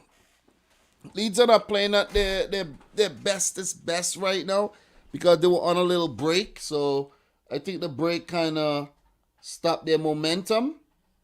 You see what I mean? So, guys, don't forget, please, people, don't forget, Man City beat Leeds 7-0 the last time they played each other, okay? Just to touch on this before I get to the match, okay? Just remember that, Achal. 7-0. 7-0. All right? So as we get into the second half of the previews this week, guys, make sure you smash the thumbs up button. We got 52 thumbs up. We do have 1 dislike. Big up to whoever disliked the video as well. Appreciate it, man. It all goes a long way. Likes and dislikes. Guys, could we get closer to 75 thumbs up? If you're in here and you're yet to like the video, please do so. We are doing very, very well, and we're going to keep the ball rolling. All right. So, with that being said, guys, we're going to move into the next fixture. And that game is a match here between Tottenham and Leicester. Let's talk about this one. Tottenham and Leicester. All right, so last game, a 0-0 draw between Brentford and Tottenham. And for Leicester City, also a 0-0 between them and Aston Villa. So, wow, that is pretty weird, right? That is pretty weird. Both teams coming off of 0-0 snooze fest. What happened the last time the two teams met? Well, it finished in a 3-2 win for Spurs, and the previous one a 4-2 win for Spurs as well. So they've enjoyed, some good matches against Leicester. But Leicester do have a 2-0 win back in 2020, December 2020, and 2019, September a win as well, and 2017 a win as well. So in the last 10, there's been no draws, but there's been 3 wins for Leicester, 7 wins for Spurs. All-time Premier League results, 31 matches, 14 wins for Spurs, 12 wins for Leicester, and 5 games have ended in draws. In terms of the managers, Antonio Conte coming up against Brendan Rodgers for only the second time. He has 1 win. Against Leicester, he has never, ever lost. 6 wins and 1 draw. Brendan Rodgers against Tottenham, 14 games, 7 wins, 6 losses, and a draw. And 1 game against Conte and a loss. So that's what it's looking like right there. In terms of players to watch, man, I'm going to go with Harry Kane for Spurs because in the last couple games, the man definitely gone absent. But if you look at the stats, right, let's look at the stats, the team stats here. Kane has the most assists and he has 12 goals. So he has 20 goal appearances, involvements, in the Premier League this season. But Son, he has 17 goals. He has, his goals have dried up a bit lately as well. And Tottenham, I think, for the last 2 games have failed to hit the target. So Kane gonna need to, get involved, man. Get involved, man. You see what I mean? Need to get more involved in these games. So they're gonna need the big boy Kane to come good if they are to actually keep fighting for top 4. Remember, they're fighting for top 4, guys. That's what's at stake here. They're fighting for top 4. Leicester City, on the other hand, ain't fighting for no top 4. They're in the Europa Conference League in the semi-final. And with that being said, for Leicester, Jamie Vardy is the player to watch. And with that being said, guys, we are gonna take a look at what the Conference League looks like and go over to Leicester City. Well, when I did the last games, I actually forgot to mention Leicester's last game was in the Europa Conference League. So, yeah, but I wasn't going to let it slip me completely, okay? So let's touch on the Conference League really quick. Badam, bing, bing. Leicester City 1, Roma 1. I didn't watch this game, guys, because obviously I was watching the Europa League. I couldn't watch both of them unless I pulled up another screen, and I didn't want to do that. I was chilling. So, Pellegrini in the 15th minute for Roma, and a Mancini own goal in the 67th give Leicester a draw. I am yet to watch highlights for this one. Definitely gotta do that. Definitely. But for Leicester, guys, what's important is that look at the lineup. Okay, let's not get no footage on here, please. They put out a possible best lineup here against Roma, right? And Roma is a quality team under Mourinho right now. Leicester went all guns blazing in this game. They got a good result. I think a 1-1 is a good result to take to Italy. Preferably they would have wanted to win the game. But still, they're very much in the tie, okay? So let's give it up to Leicester and let's root for them, man. Let's root for Leicester. Let's root for West Ham to actually go on to win those competitions, If that's the case, it would be English clubs winning the competitions this season. Because I'm pretty sure we're going to have an all-English final, man. Liverpool, Man City in the Champions League. Let's go. So, and then, if that's the case, we'll have a Super Cup next season again. If West Ham win it, they're going to come up against one of City or Liverpool. You know what I'm saying? So, Feyenoord 3, Marseille 2 in this game. So, Cyril Dessers in the 18th minute, Bamba Dieng, Louis Sinisterra in the 20th, Bamba Dieng in the 28th, pardon me, and Gerson in the 40th, so it was 2-2, and then Dessers again in the 46th minute. So, 3-2 for Feyenoord, who hold the aces going into the second leg against Marseille in France. So, all the best. May the best team win, man. that'll be it for the Europa Conference League. We're going to keep it short. We're going to keep it sweet. And we're going to switch back over to the Prem de la Prem, where we're going to continue talking Spurs versus Leicester City. All right? So, where were we at in terms of that game? Players to watch, Harry Kane, Jamie Vardy.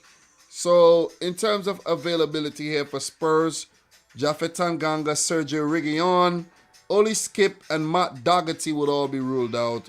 While for Leicester, Ryan Bertrand and Wilfried Ndidi remains the only two players out. There's a few players dealing with some niggles and who's doubtful, but we're not going to get too deep into that right about now. So, in terms of insights here, guys, can Kane score against his again versus his favorite opponents? Tottenham Hotspur striker Harry Kane has scored 18 goals in 17 appearances against Leicester City in all competitions, more than he has against any other opponents in his career. 16 of those goals have come in the Premier League, with only Alan Shearer in more against a single opponent in the competition, 20 against Leeds United. Spurs have won 7 of their last 10 Premier League matches against Leicester, losing 3, as many as they had in their previous 21 against them in the competition, drawing 5 and losing 9. Leicester won this exact fixture 2 goals in their last season, the last one consecutive away contest against Spurs in October of 1999. Since their return to the Premier League in 2014, Leicester have conceded more goals against Spurs than versus any other side, 36. Spurs' 36 goals against Leicester is also the most they've scored against an opponent in that time. John Moss would be in charge of this game. So, in terms of the predictions, guys, we take a look at what both teams are doing, recently. Not great form for Spurs. They haven't been hitting the target recently. And for Leicester, very, very poor, 2 draws, a loss, not very good form as well for Leicester City. They probably need a rebuild, definitely. So, look, in terms of my prediction, though, it's a difficult one to gauge. But I have a feeling that, like the game against Aston Villa, where Leicester did go in very light. They went in very light. I think they're going to rotate heavily again. But I think that would be the cause of them losing the game. And I'm going for 2-1 to Spurs. Spurs to bounce back after a couple games where they've been very poor. And for them to bounce back here and go on to win this game against Leicester City, where I think Leicester won't really care too much. They're not in a race for any European spots. In terms of the league table, I think they definitely have to put all their eggs into the Conference League. That second leg away to Roma would mean everything for Brendan Rodgers and his boys to salvage something from, this season. Otherwise, it's been rather disappointing this season by Leicester City. So, I'm going to go for Spurs. 2 goals to 1. As I mentioned, Leicester going to rotate heavily, resting up players from the Thursday game and with thinking of the second leg in mind. But Spurs, they got to go all guns blazing to get those points to stay in the race for Champions League football next season. So, 2-1 Spurs is my prediction here. So, for Spurs, they're 5th right now, 58 points, a draw and a loss in their last 2 games. The next game after the one against Leicester will be a massive one against Liverpool FC before they play another huge one, and I mean enormous, against Arsenal, and another huge one against Burnley. Oh man, yeah, it's shaping up very crazy at the end here for Spurs. So, look, by then Burnley might then already survive though. So that's what it's looking like for Tottenham Hotspur coming up. And for Leicester City, who was all the way down in 10th, 42 points. They only lost once in their last 5 games in the Premier League. Not bad at all. Their next match will, of course, be in the Conference League against Roma. Second leg away. Then they play Everton, Norwich, Watford, Chelsea, and Southampton. They got quite a bit of games left for the remainder of the season. So, guys, that'll do it for that one. Big up to everybody still watching the stream, man. Do appreciate it. Make sure you like up the video. We still got some big ones left to talk about. All right? So, big up to the boy Clinical. Big up to Qatar. Big up to, who else? King Hatter we have in the house, man. Nippon. Appreciate you guys dropping your thoughts there. Indeed. Look, we still got a lot to talk about. We're going to move into the 6th game, man. You know what I'm saying? Definitely going to move into the 6th game. Well, 7th game, I should say. And let me just lean up. You know, I don't want to get too relaxed. Let's talk Everton versus Chelsea. All right? Everton versus Chelsea. And then after this, we're going to talk about Man United, Brentford. And then lastly, we talk Liverpool and Manchester City. Okay? All right. Okay, so let's keep that one in mind. Okay, so Everton versus Chelsea FC.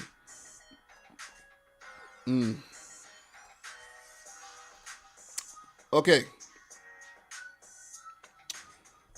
Liverpool 2 Everton nil in their last game, and for Chelsea a 1-1 draw against Manchester United. In terms of the last meeting between Chelsea and Everton, it was a 1-1 draw. You see that right there, guys? 1-1 draw, 2-0 to Chelsea, 1-0 to Everton, 4-0 to Chelsea, 3-1 to Everton. So this is encouraging signs for Everton. Indeed, very encouraging, man. Very, very encouraging. So they would actually fancy their chances against Chelsea here, where they've only lost 4 times across the last 10 meetings in all competition.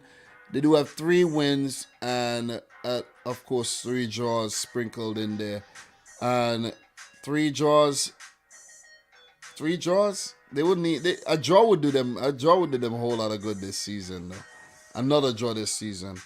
So look, this is Frank Lampard coming up against a team that he was, he made his career at. He was an absolute legend, Chelsea, and also a team he managed. The last managerial appointment he had was at Chelsea. You know what I'm saying? Did well at Derby County, almost got them promoted, failed to get promoted, and then, got hired by Chelsea. A dream job. I think he got the dream job a bit too early. So he's going to come up against a manager that came in after he was sacked. Lampard means business here. You know what I'm saying? 1 match against Chelsea, and that was a loss. And for Tuchel, this will be the first time he's managing against Frank Lampard, but against Everton, 2 games, 1 win, and a draw. So Tuchel has never lost to Everton there, guys. Not bad at all. Not bad indeed. So, look, in terms of players to watch, guys, for Everton, I'm going to go with Anthony Gordon. I think he has been their brightest spot this season, coming through the ranks as well in the academy. He's a local boy as well, so he played very well against Liverpool, in my opinion. He should have got a penalty, you know what I mean? But it is what it is, man. That's long gone. So Anthony Gordon would be my player to watch here for Everton. Very, very bright future, if you ask me. For Chelsea, I'm going to actually go with Antonio Rudiger, who's in his last days at Chelsea Football Club. And he would want to go out and put out some of the best performances he's, ever put out. You know what I mean? Antonio Rudiger is definitely going to join Real Madrid. It's been all over the news. He's going to join Real Madrid for the upcoming season.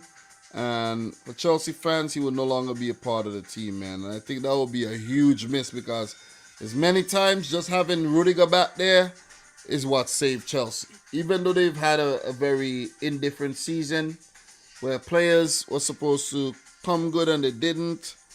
Yeah, Rudiger has been a spark. Definitely. So in terms of player availability here, Nathan Patterson, Donny van de Beek, Andre Gomes, Tom Davies, Ben Godfrey, and Andros Townsend would all miss this game, or very, very doubtful. For Chelsea, Mateo Kovacic should miss the game even though he's back in training.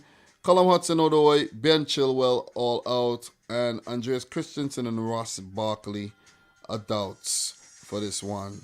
So, yeah, that's pretty much covered here. Let's get into the insights, latest here. Everton aim to extend home winning run over Chelsea. Did you know Everton have won each of their last 3 league home games against Chelsea? Wow. They last won 4 consecutive matches against the West London side at Goodison Park between 1970 and 1973.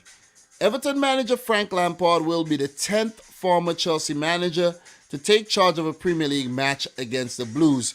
Only one of the previous 9 has won their first such match, drawing 1 and losing 7, with Claudio Ranieri winning 2-1 with Leicester in December 2015. And of course, Ranieri and Leicester went on to win the Premier League. It's crazy.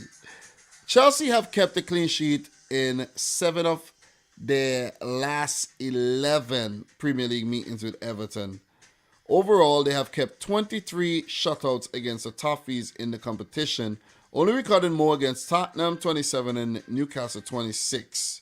Mason Mount scored Chelsea's goal in the 1-1 draw with Everton in the reverse fixture.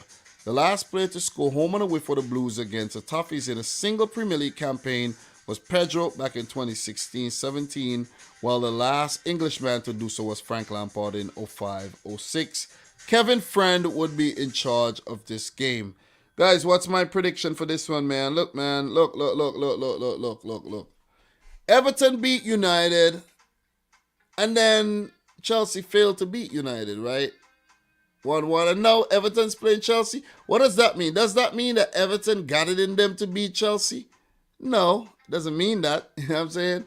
But it would be very encouraging coming up against a Chelsea team who's not been playing at their best. Let's just keep it real, man. Chelsea, I don't know what's gotten into them. I really don't know. But it's going to take a whole lot for them to beat Chelsea still. You see what I'm saying? Because even though they've been picking up some weird results, look, against United, they still show they're capable of turning up the heat. And, Everton in a situation right now where they're under a lot of pressure. Nerves are very, it's a nervy situation over there.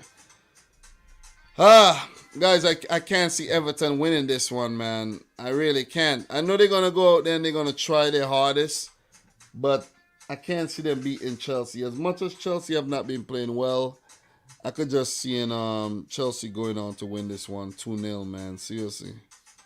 I can't see Everton winning this. Look, they're going to have to prove me wrong. It's looking like Everton will be relegated. I know I said I would like to see them survive. If there's one team that I would like to see survive, it's them. I really don't care if Burnley stay up or not or go down. I really don't care. But for Everton, I would actually love to see them remain in the league. I genuinely believe. I genuinely feel that way. But, guys, it ain't looking good, man. Let's just keep it real. It ain't looking good at all for Everton at all. It ain't looking good, man. It ain't looking good. It ain't looking good. Look, for this game, man, I'm going to go for Chelsea to win 2-1. 2-1. I like the way they played against United. Got unlucky. Everton going to have to prove me wrong here. I did predict Everton to beat Manchester United, but I ain't going to predict them to beat Chelsea, even if Chelsea not playing proper, the way they're supposed to play right now. So, there you go. 2-1 to Chelsea. Guys, let me know your prediction for this one. And if you're yet to like the video, make sure you do so. Okay? So, 2-1 to the Blues. Hard luck to the Toffees, man. In terms of the next games, let me just hit you with that one. Everton, who are at home, will come up against Leicester. They do have quite a bit of games left still. Leicester, Watford, Brentford, Crystal Palace, Aston. Look, it's in their hands, man. These games are winnable. These games are winnable. Palace, Brentford, Watford, Leicester. These games are winnable, man. It's up to you, man. It's up to you. It's up to you, Everton. It's up to you. definitely up to you. So, what are you guys saying in the chat right about now? Chelsea played very well against. Yeah, I think they did. Angel Abel. Everton to win 2-1. Haha. Look, I won't mind that at all. I won't mind that. Richarlison said he hates Liverpool with national team colleagues playing for Liverpool. How disrespectful. Oh, he hated, man. He hates them. It's a rivalry. Nothing wrong with that. I don't think it has anything to do with having national team teammates there. Sometimes your national teammates with a player, you don't really like the player. You know what I'm saying? You don't really like the player, but you're just part of the team. It is what it is. It is what it is. So Qatar is saying Newcastle is worrying me. Bro, don't worry yourself, man. You'll be alright. You definitely gonna be alright. Definitely. So, guys, with that being said, we're gonna keep it moving. If you're yet to like the video, make sure you do that. We got 59 likes. We need 16 more to get to 75. Could we actually make it happen? I think we can. So, let's move into this game, man. May 2nd, Monday. Which means I definitely got to push my live stream back for Monday. I'll do the live stream on Monday so I cover this Manchester United game. Who knows, man? Who knows what I'll do on Monday. But, yeah. Man United come up against Brentford. Man United against Brentford here. Let's talk. Let us talk here. Let's talk. Man United against Brentford. Man United 1, Chelsea 1, Brentford 0, Tottenham 0 in their last game. In terms of the last meeting, United did beat Brentford 3-1. Yeah, they got a better Brentford. Thomas Frank versus Rangnick. This would be the second meeting between the two managers. Of course, one win for Rangnick, one win for Thomas Frank, one win for Rangnick against Brentford as well. Thomas Frank, of course, no wins. Only one Premier League meeting since Brentford just got promoted for the first time since the early 1950s or so. And this will be their second ever meeting. But, I think Brentford are coming into this one more prepared. Players to watch, Cristiano Ronaldo, man. Listen, let's take a look at the stats right now. We scroll down here. You would see Cristiano Ronaldo with 17 Premier League goals. That's not a bad return. That is not a bad return if you ask me, man. So let's give it up to him. Individually, that's good. And with a few games left, Cristiano Ronaldo could get a healthy 22 goals or 21 goals this season. If he manages to get 20 to 23 goals, that'll be a solid season for him, personally. But in terms of United, oh man, it's been a rotten season. You know what I'm saying? You're knocked out of the Champions League and you won't be in the Champions League next season. Yeah. But Cristiano Ronaldo is a player to watch for my, United player there. Brentford, of course, Christian Eriksen, man. He ain't on the stats list right now. Let me see if he actually made any stats lists. Nah, he ain't up there yet. But, yeah. I know Ivan Toney got 12 goals there. He's been good, But, yeah, it's Christian Eriksen, man. What a player. What a freaking player. We know what happened to him during the Euros, and for him to just hit the ground running in the Premier League is unbelievable, and it just shows his quality. And I would love him to stay at Brentford for next season, help Brentford out some more, because, Brentford help you, you help them, and then, you move on. I wouldn't want to see, I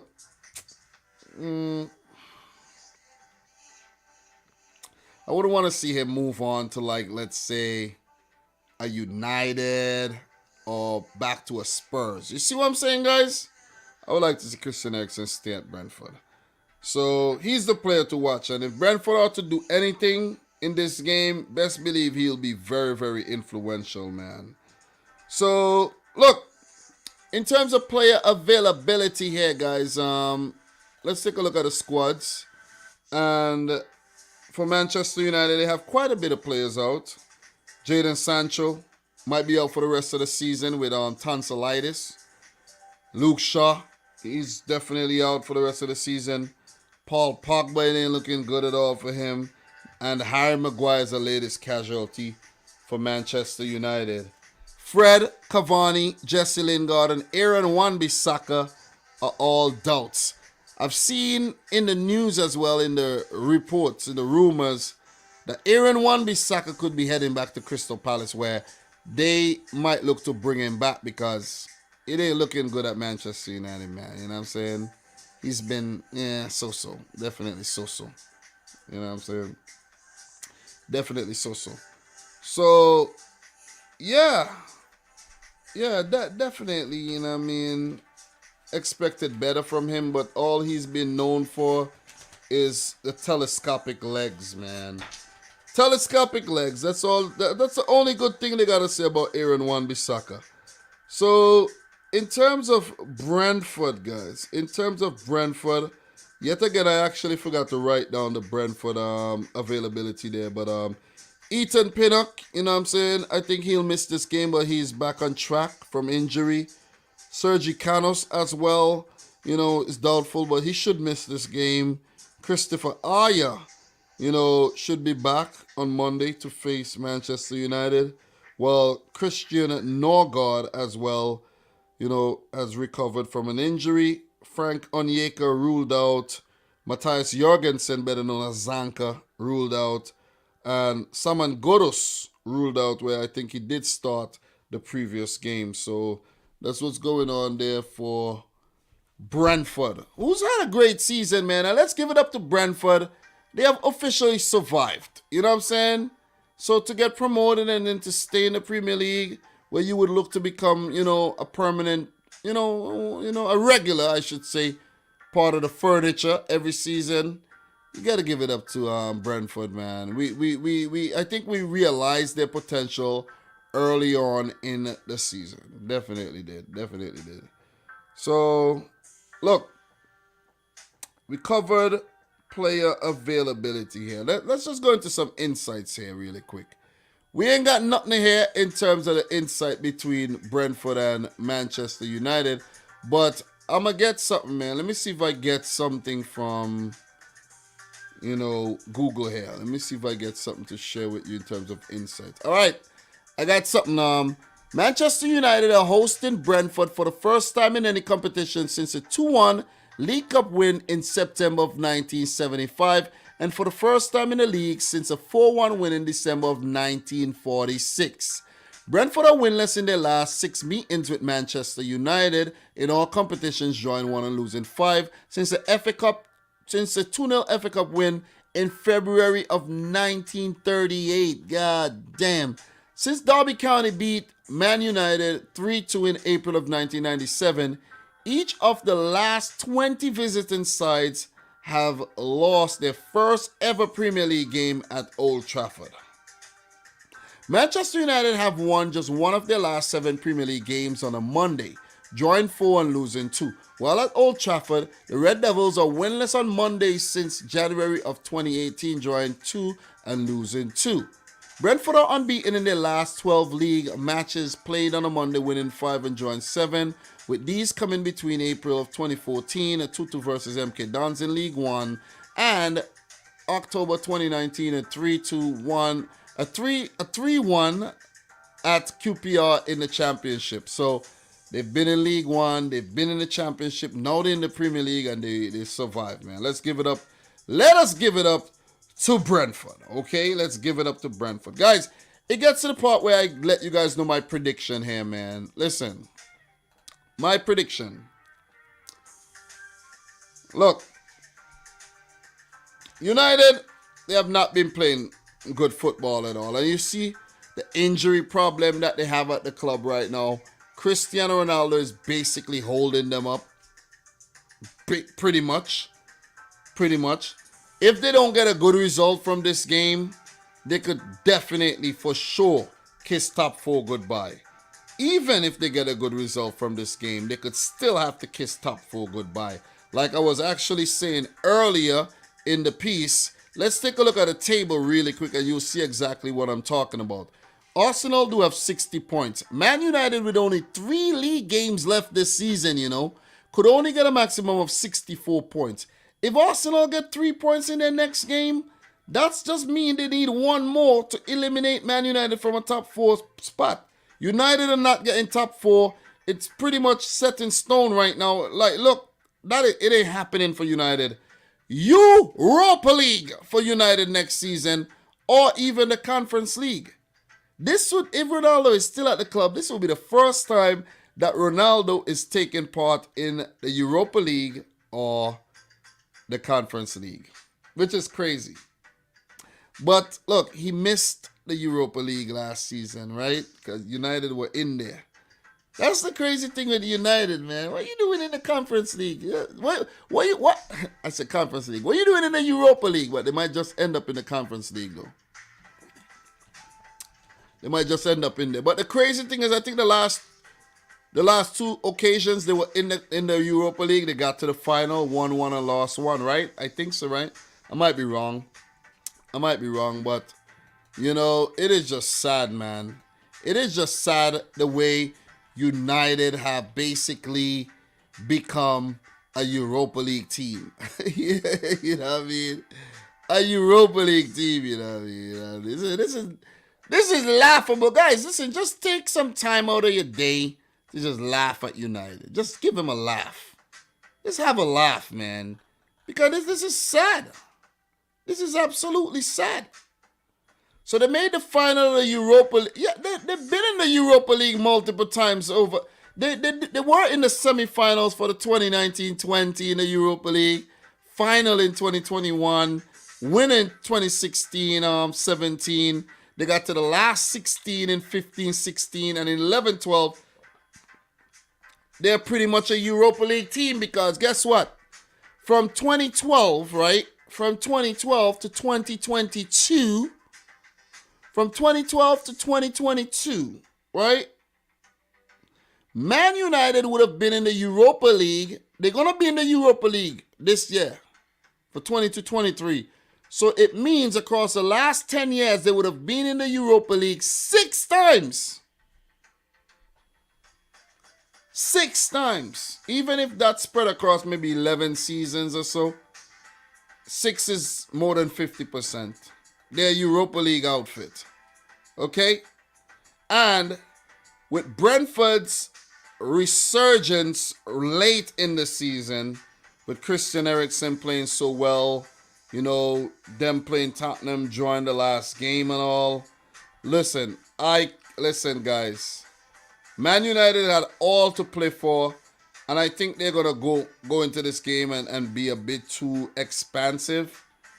Brentford's going to handle business. I know Brentford lost the last game.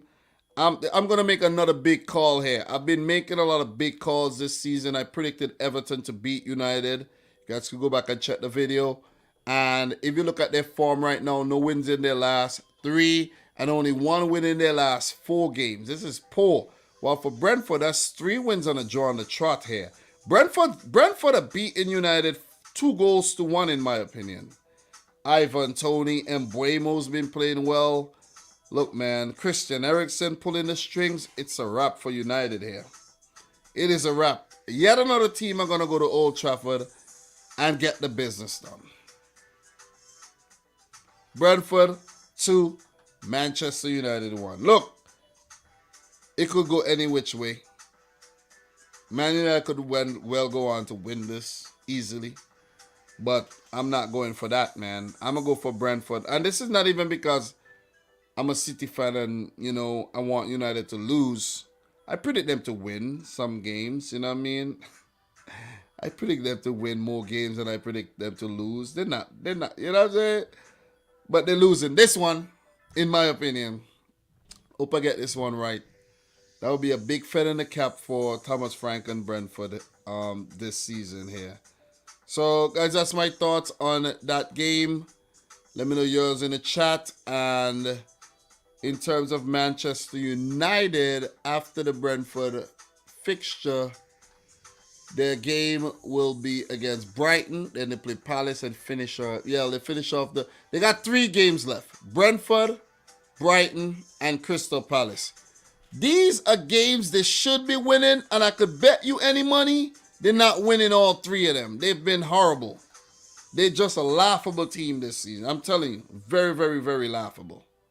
6th position right now, very, very laughable, man. It ain't happening. It ain't happening. Oh my God. So look, for Brentford, they're 12th, 40 points. Congrats to them. The next game will be against Southampton. Then they do play Everton and finish off the season against Leeds. So big shot. Yeah, it's a big call, man. It's a big call, but I've made some big calls this season, and I got a lot of them right, man. You know, so United giving up points as if it's Christmas. Without Ronaldo and De Gea, they are down. Indeed, indeed, indeed. So, guys, we do have 2 games left to talk about. These are 2 big games in terms of the grand scheme of things, right? Look, we're going to first start with the game between Leeds and Manchester City. Of course, we're going to start with that one. And, guys, before we do, look, my energy levels are dropping very fast. It's late. I'm going to go and get some juice, man. You know, need some sugar. So I'm going to be back. All right, so just hang tight for me. I have 2 big games to talk about. Don't go nowhere. Don't click away. Like the video if you haven't yet done so. Definitely appreciate it, guys. We're heading up to 75 thumbs up. We need 10 more to get there. Do it. Help out the situation. But I'll be right back though. I need to sip some juice. Cause my energy level dropping. You know what I'm saying? I'll be back. You know I got my little boy here with me as well. I'll be back, guys. Give me a sec.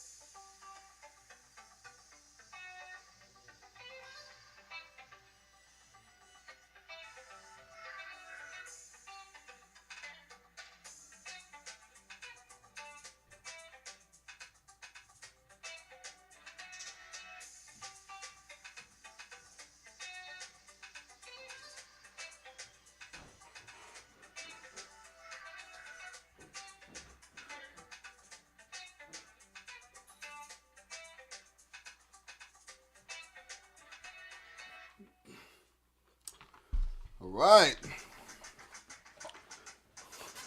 Back in the blood cleat house. And let's finish it up.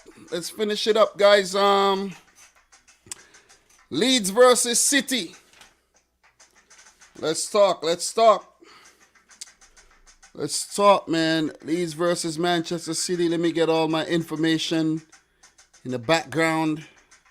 Line up for that one. Appreciate everybody who stuck around. You guys are the real deal, man. Most of y'all stuck around, man. God damn. Talk about loyalty. Man. You guys get a lot of loyalty points for that. All right. For those who went away, I think they'll be back. They get loyalty points too. They do. So, guys, Leeds versus Manchester City. Last game, 0-0. Crystal Palace leads for City. 5-1 versus Watford. A big 4-3 win over Real Madrid. God damn. Let's give it up for Manchester City there, man. On that big win. when it comes to the Champions League, which means, guys, you know, we're gonna segue into a little Champions League roundup really quick. Let's run into that. Let's run into that really quick, man. Champions League. Let's do that. We're gonna talk Liverpool and City Champions League results really quick. You know, just like we did for the Conference League and the Europa League. We won't be long. We won't be long at all. You know, and we're just going to touch on that really quick there, man. Let's talk. First of all, look, congrats to both City and Liverpool for winning their first leg ties, right? Of the ties, right? Let's give it up to the teams, man. You know what I mean? Let's give it up to the teams for doing the business. Semi-final, first leg. Manchester City 4, Real Madrid 3. Kevin De Bruyne, second minute. Jesus, 11. Benzema, 33rd. Foden, 53rd. Vinicius, 55th. Bernardo, 74th. And Benzema in the 82nd minute with a Panenka. Look, 4-3. Listen. I don't care what nobody say. I don't care what nobody want to say. But the aim of a football game is to score more goals than the opponent. That is how you win a game. We went out there. We won the game. 4-3. I want to hear nothing else. You see what I'm saying? Nothing else. I know, yeah, we should have won it by 4 goals to 2 or 4-1 or whatever. Or 5-1 or 5-3 or 6-3 or whatever. But we still won the game. We got the advantage going into the second leg. I don't understand how people are saying Real Madrid advantage. What are you smoking? What are you smoking? You see what I'm saying? These guys are behind. City could afford to concede a goal and go into extra time still. These guys are behind. All right? Let's get that one straight. The game was won, and it was won fair and square. But still there's this negative outlook when it comes to Manchester City that Real Madrid are somehow going to come back and beat City off the park 3-0, 2-0 or whatever. Come on, man. Come on. We got this. We got this. Let me let you know. We got this, okay? Anyways, good win for City. But I know Pep won't be happy with the performance, but still will be happy with the win. You know what I mean? We did great. This was a great game. 7-goal thriller. What else do you want, man? Are you not entertained? Don't be ungrateful. Look, in the other game, Liverpool beat Villarreal 2-0. This game was actually a snooze fest in the first half. I was literally falling asleep. Literally. Thiago had a shot that hit the post. That was pretty good. And then second half, Liverpool woke up, scored twice within 2 minutes. Estupinian own goal. That was very lucky. And then Mane with a very good goal in the 55th minute.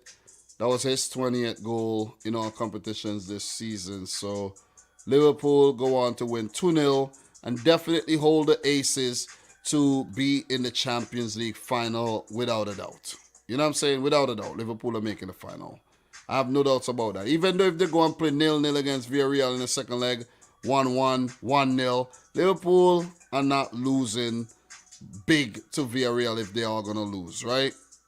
Liverpool are in the final to face one of City or Real Madrid. I think it's going to be a Man City-Liverpool final. This is ridiculous because if Liverpool go on to win the final, I don't want to lose to Liverpool. And I know Liverpool fans would not want to lose a final against Manchester City. You see what I mean?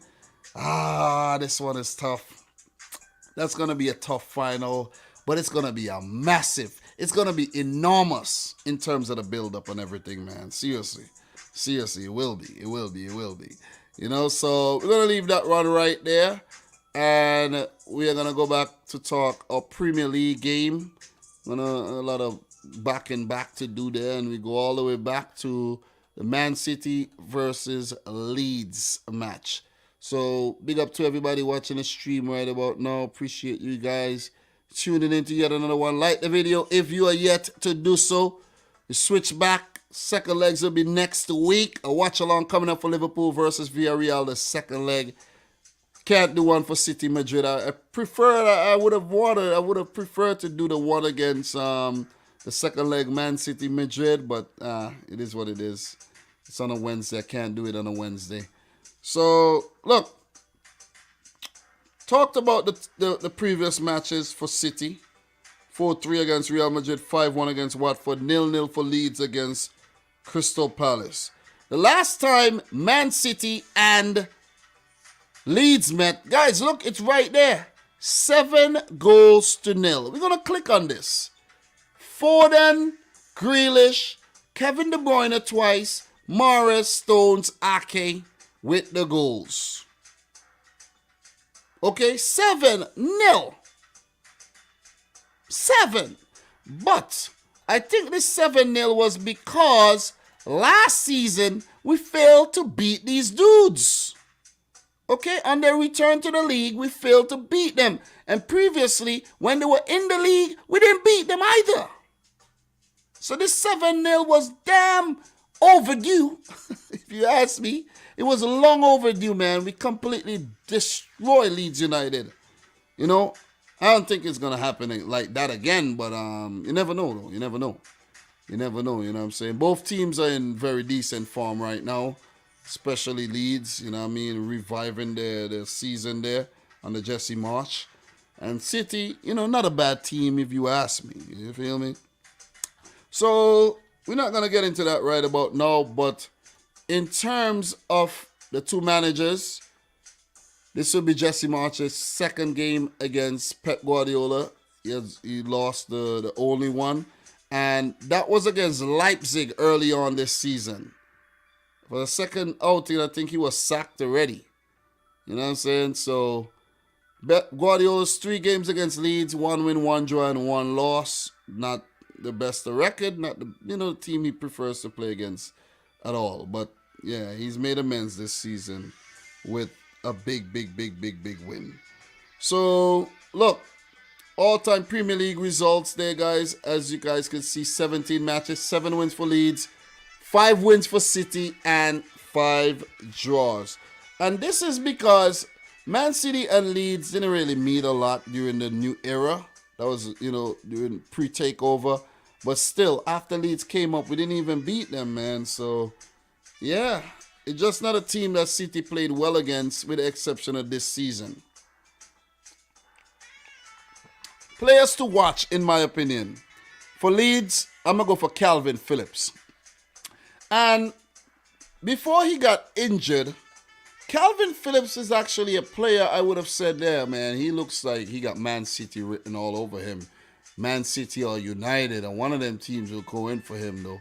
But I don't know what he's going to be like after the injury, and I don't know, if he's going to strengthen. So I don't know what's going to happen in terms of a defensive midfielder for City. City's going to need one.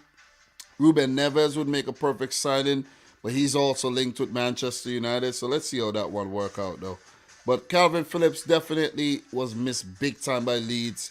And in his absence, they just kept losing games, man. For Manchester City, oh, man, a man who is very, very important to the way we play and everything, Kevin De Bruyne, man. I don't feel good when Kevin De Bruyne do not play. You see what I'm saying? If he's on the bench, yeah, but once he's not in the squad, I'm like, oh my God. What? We've won 7 such games without Kevin De Bruyne this season. And the only game that we failed to win without Kevin De Bruyne was the FA Cup semi-final against Liverpool. You know what I'm saying? Other than that, when he doesn't play, we still handle business. But I'd rather have him than don't have him. So, yeah, Kevin De Bruyne, player to watch here. So, for Leeds United, Tyler Roberts pretty much out for the rest of the season. Bamford the same. Adam Forshaw, one of the latest casualties. And Crescencio Somerville has joined the list. For Manchester City, John Stones picked up an injury against Real Madrid. He'll be out. And Kyle Walker might actually go on to miss the rest of the season, guys. That's one of the latest news Kyle Walker. No Kyle Walker for the Real Madrid second leg there. So pretty sure it's gonna be Joao Cancelo and Zinchenko in that team, or maybe Nathan Ake. Let's see what happened there. So in terms of insights, guys, Did you know? Can Leeds extend unbeaten run and dent City's title bid? Leeds United are looking to go 6 Premier League matches unbeaten for the first time since April 2021, a run that included a win over Manchester City. The Whites are also looking to keep 3 consecutive Premier League clean sheets for the first time since August 2002. The third match of that was a 3-0 win over City as well. Manchester City have won the reverse fixture 7-0 against Leeds. There are 3 occasions of the citizens scoring 10 plus goals against an opponent within a single Premier League season. Watford 2019, 2012, Norwich 2011-12, 11, and Tottenham in 2013-14, 11. Leeds have, I think we might score 10 against them again, man. I'm just saying. Leeds have lost just 2 of their last 9 home league matches against Manchester City, winning 6 and drawing 2. Note, these go back way in the 2000s, guys. Doing so in consecutive matches back in 1995, 1-0, December 1995, and September of 2000. Man City are looking to complete their first league double over Leeds since 1981-82, a season where the Whites were relegated from the top flight. Paul Tierney would be in charge of this game. And guys, in terms of my prediction here, man, look, expect Manchester City to rotate after the Real Madrid game and the upcoming match against Real Madrid too, where, this game is sandwiched in between the Champions League semi-final, which could be a tricky match to approach, right?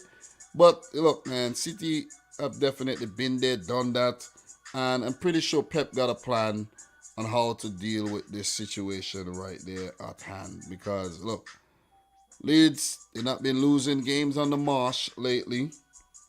Can't take them lightly. Even if we beat them up 7-0 in the first leg, I don't think that's going to be 7-0 again. But I do think Man City would have enough to beat Leeds, simply because of our attack.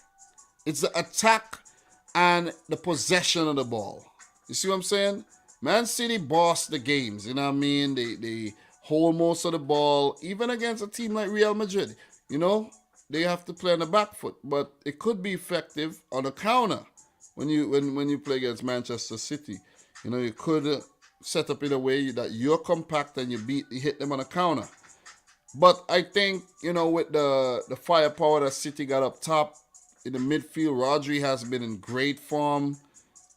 Kevin De Bruyne, imperious. I could see Gundogan coming into this game. I could see some changes being made, but not enough for Leeds, who, picked up a victory, last season against us and a draw, to get anything at all. I know the Liverpool fans will be praying, man. They will be bringing out their candles, lighting them up, and just praying to the football gods that they can actually instill some superpowers into Leeds for them to smash City on a day. But look, I'm going to go for Man City to win the game 3-1. I think we will concede, on the break. Maybe a Rafinha, maybe a Dan James. Who knows, man? Who knows? I think they'll score. But we'll go on to score 3 and go on to win the game. Jesus has been in good form.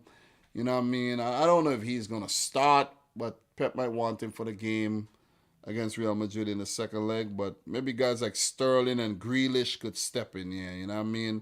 And Mahrez, I think I'm going to drop Mahrez for the second leg against Real Madrid. He should have scored a couple more goals, man, but yeah. 3-1 to City is my prediction, guys. Let me know your thoughts in the chat. Let me know if you think I'm, being reasonable there, you know what I mean? I think I was reasonable. I didn't go for a 6-0. You see what I'm saying? That would have been ridiculous. So Man City play Real Madrid next in the second leg in Santiago Bernabeu before they face Newcastle, Wolves, West Ham, and Villa to round off the season. There is a friendly scheduled against Club America July 20th. You won't be able to see that game though. So yeah, it's supposed to be another friendly. I don't see it scheduled yet, and I'm yet to go back to look it up. So City, top of the league right now, guys. 1 point ahead of Liverpool with 5 games to go. Oh, it's getting, yeah, man. It's getting tight. It is getting tight. And when you talk about tight, you talk Liverpool, you talk City. We are going to segue nicely into that game. You know what I'm saying? But before we do, big up to everybody in the chat right now. 2 hours, 14 minutes. We've done pretty well today. You know what I'm saying? We've done pretty well. Usually we take a longer time to do these. Look, Liverpool do play Newcastle in about 8.5 hours time. So that game is coming up very, very fast on us, man. Very, very fast. Guys, we need 9 more hits to reach 75 thumbs up. Could we make it happen? I know we can. I think we can. Come on, guys. Make it happen, man. Make it happen. So, the last game, man. Final game today before we land the plane. Finally, Newcastle United versus Liverpool FC. A big clash historically. And it promises to be another one. Both teams in red, sizzling hot form. Newcastle, the Geordies, versus the Reds in Liverpool. So, yeah.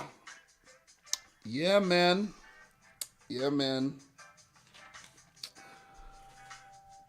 Norwich 0, Newcastle 3 in their last match.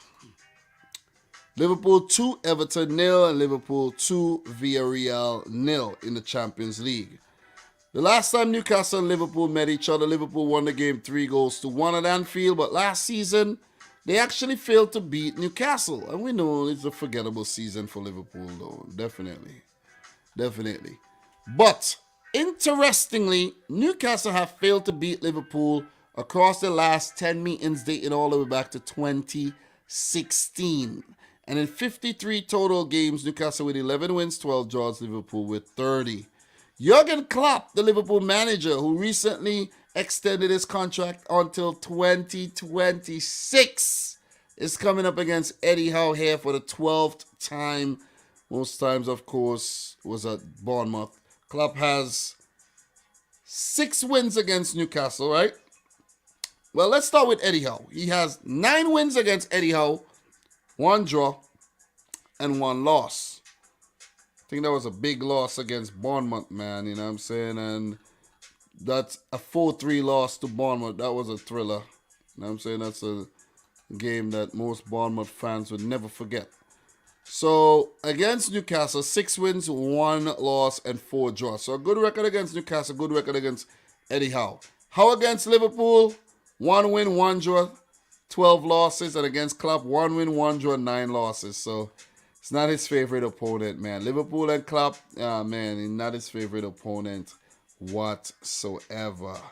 And it's clear as day to understand why. But look. I'll get to Klopp. I'll get to him, man. I'll get to Klopp, you know. But in terms of players to watch here, guys,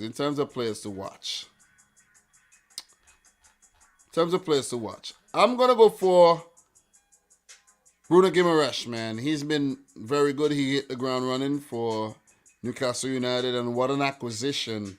He would actually make the club a lot more attractive than they are right now. So, he's been scoring, he's been assisting, so he's going to be a player Liverpool got to be very, very careful of. For Liverpool, I'm going to go with Thiago Alcantara. Oh, man. What a season he's having, especially in the last couple games, man.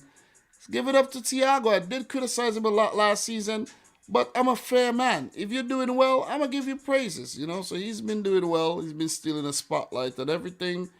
And, yeah, definitely the player to watch in this game if he is ready to go. Look, Salah, 22 goals, 13 assists, most for Liverpool this season. And he has won the Football Writers Player of the Season. I did see Qatar drop that comment earlier, you know. But, guys, look, man, that's a Football Writers Player of the Season. I want to see if he's going to win EA Premier League Player of the Season or the Players Player of the Season ahead of De Bruyne. I just want to see. I think De Bruyne should win the Best Player of the Season award. Salah got 22 goals and 13 assists, but I could remember when I argued goals and assists in the past, you know what you guys said? It ain't about goals and assists, Dom. It's more. There's more. It's not about these numbers at face value. There's more more to the game than goals and assists. You see? You see what I'm saying? But give it up to Mo Salah though. He's had a great season though. So if he wins Player of the Year, look, I won't be mad. You know what I'm saying? He would pretty much deserve that because that's a lot of goals. That's a lot of assists. But I just think it's De Bruyne for his influence, man, you know.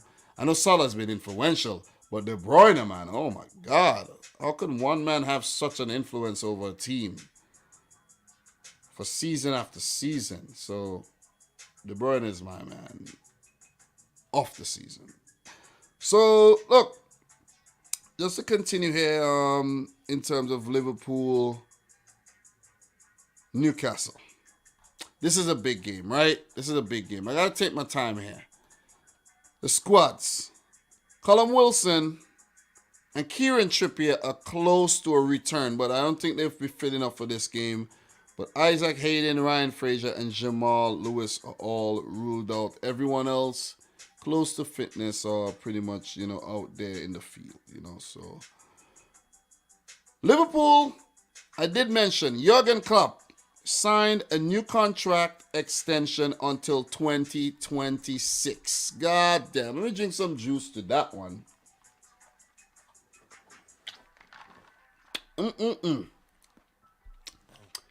Listen, these folks ain't even waiting until, let's say, 2023, when he got 1 year left, to say, hey, Jurgen, you want 2 more years onto that one that you got left?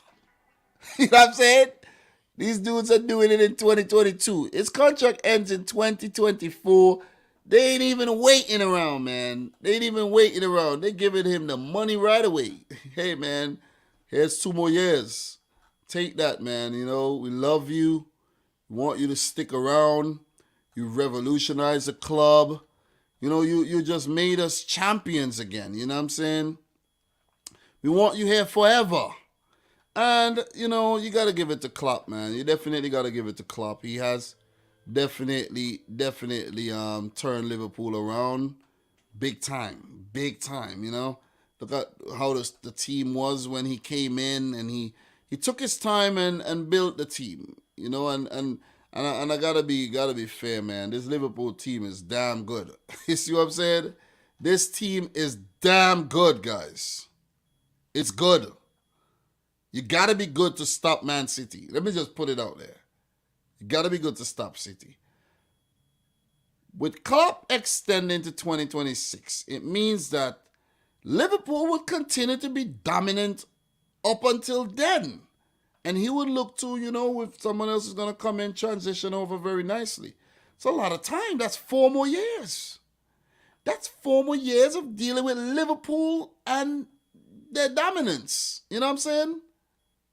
I know City's more dominant, but, you get what I'm saying. You get what I'm saying? Just there's a team that's going to give you that competition. And with Klopp extending, it means that Pep Guardiola, whose contract runs out next summer, might definitely extend 3 more years. You see what I'm saying? 3 more years, man. Come on, Pep, do it. Because let me tell you something. The moment Pep leaves, if Pep leaves in 2023, and Jurgen Klopp is allowed to be the boss manager in the league, best believe Liverpool going to start winning titles and titles and titles. You know what I'm saying? City will still be strong, but there might be a little time, a little transition period or 2. You see what I mean? And that is where Liverpool could pounce. That is where Liverpool could actually pounce. You feel me? All right. So Yusuf is saying, when you talk about City, you seem full of it. Come on, bro. Stop hating, bro. Let me talk my talk. Let me talk the talk about my team. What you want me to do? When I'm talking about my team, I'm going to talk that talk, okay? Look at how I'm praising Liverpool. What do you want me to do? What do you want me to do? You want me to talk modestly about Manchester City? Come on, bro. You could do better than that. Come on. You see what I'm saying? Come on, man. Let me talk that talk. Because City deserves it. You see what I mean? City deserve it, man. You don't say you talk the talk, but could you walk the walk? Yeah, City's walking the walk as well. Anyways, let me not get distracted. Anyways, yeah. Pep has to sign. Pep has to extend now. Put it out there. So, Klopp to 2026. That's big news. I'll talk about it some more, guys, on the latest trophy talk that's coming up next Monday. You know, big up to Kyle from Nothing But Reds. We'll be talking about that come Monday as well. Firmino would be out. Curtis Jones adult. And Kostas Tsimikas recovered from illness. In terms of Newcastle United here, I did touch on their absences already. Callum Wilson, Trippier, close to return. Isaac Hayden, Ryan Fraser, Jamal Lewis. You know, these are a lot of players, man. These guys have been playing with their reserves very thin, and they've done a good job. So let's give it up to Newcastle as well, man. Let's give it up to them. So, look, latest and greatest here. Salah chasing more history for Liverpool.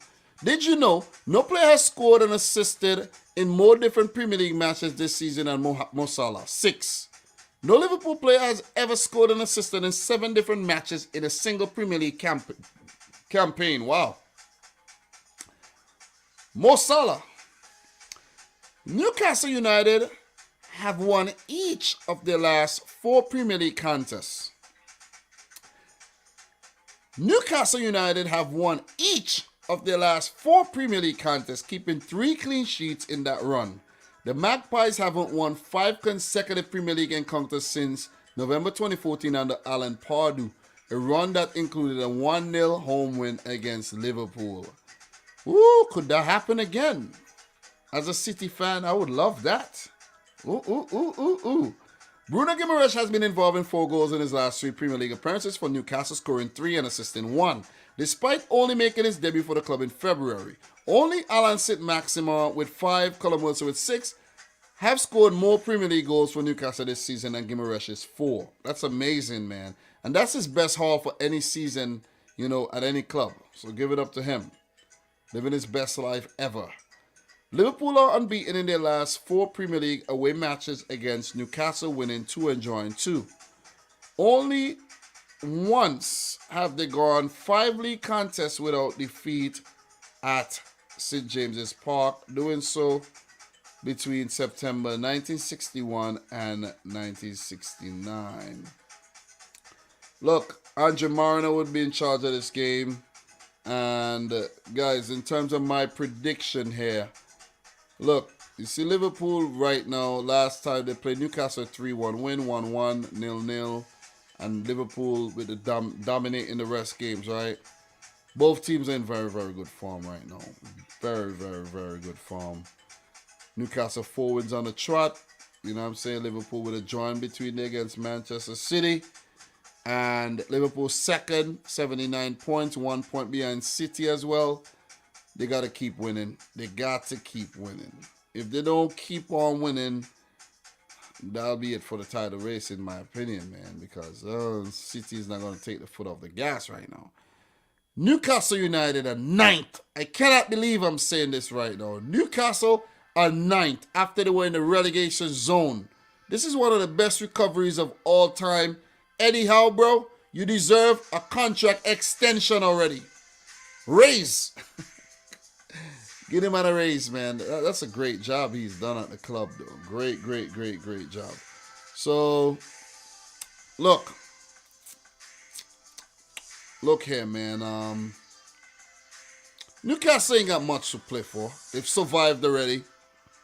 Got a lot of injuries they're dealing with. They don't want to go too crazy, but they're going to go out there and do their thing still with the players that's fit.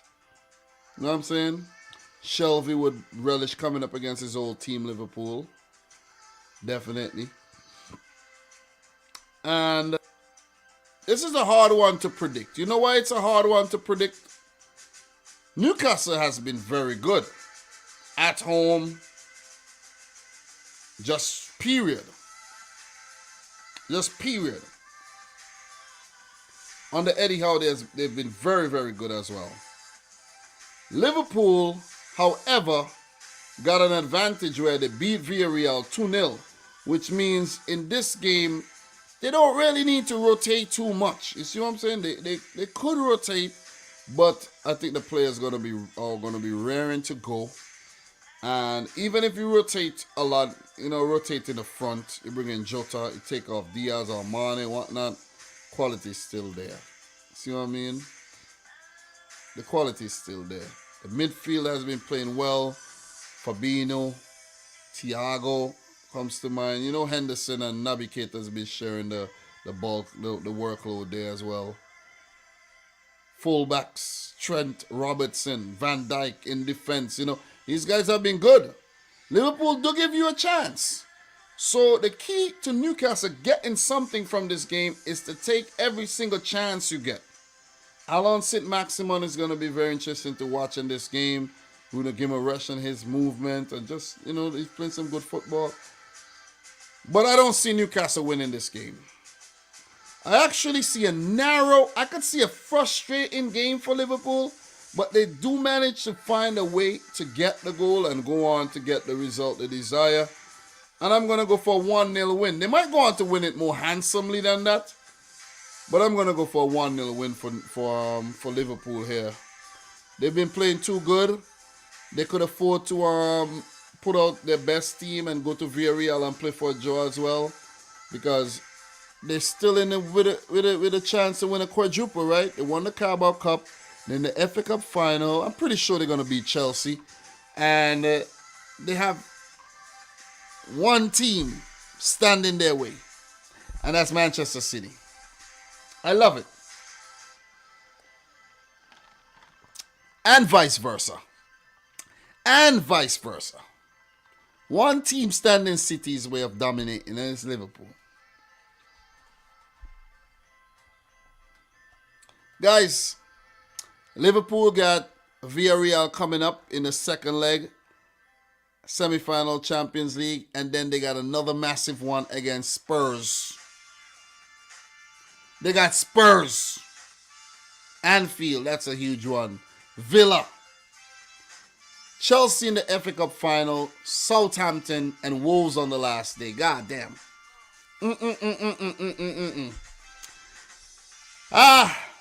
You're brave man if you want to call it, man.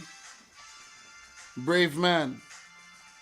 I think both teams might go on to win their remaining games. Liverpool lose by a point again. Heartbreaking stuff, right? For Newcastle, they have back-to-back games against the table toppers, Liverpool and Manchester City, before they play Arsenal and round off the season against Burnley. So, guys, that's it from your boy Dom this week. Big up to the boy Michael Talks Football. You know what I'm saying?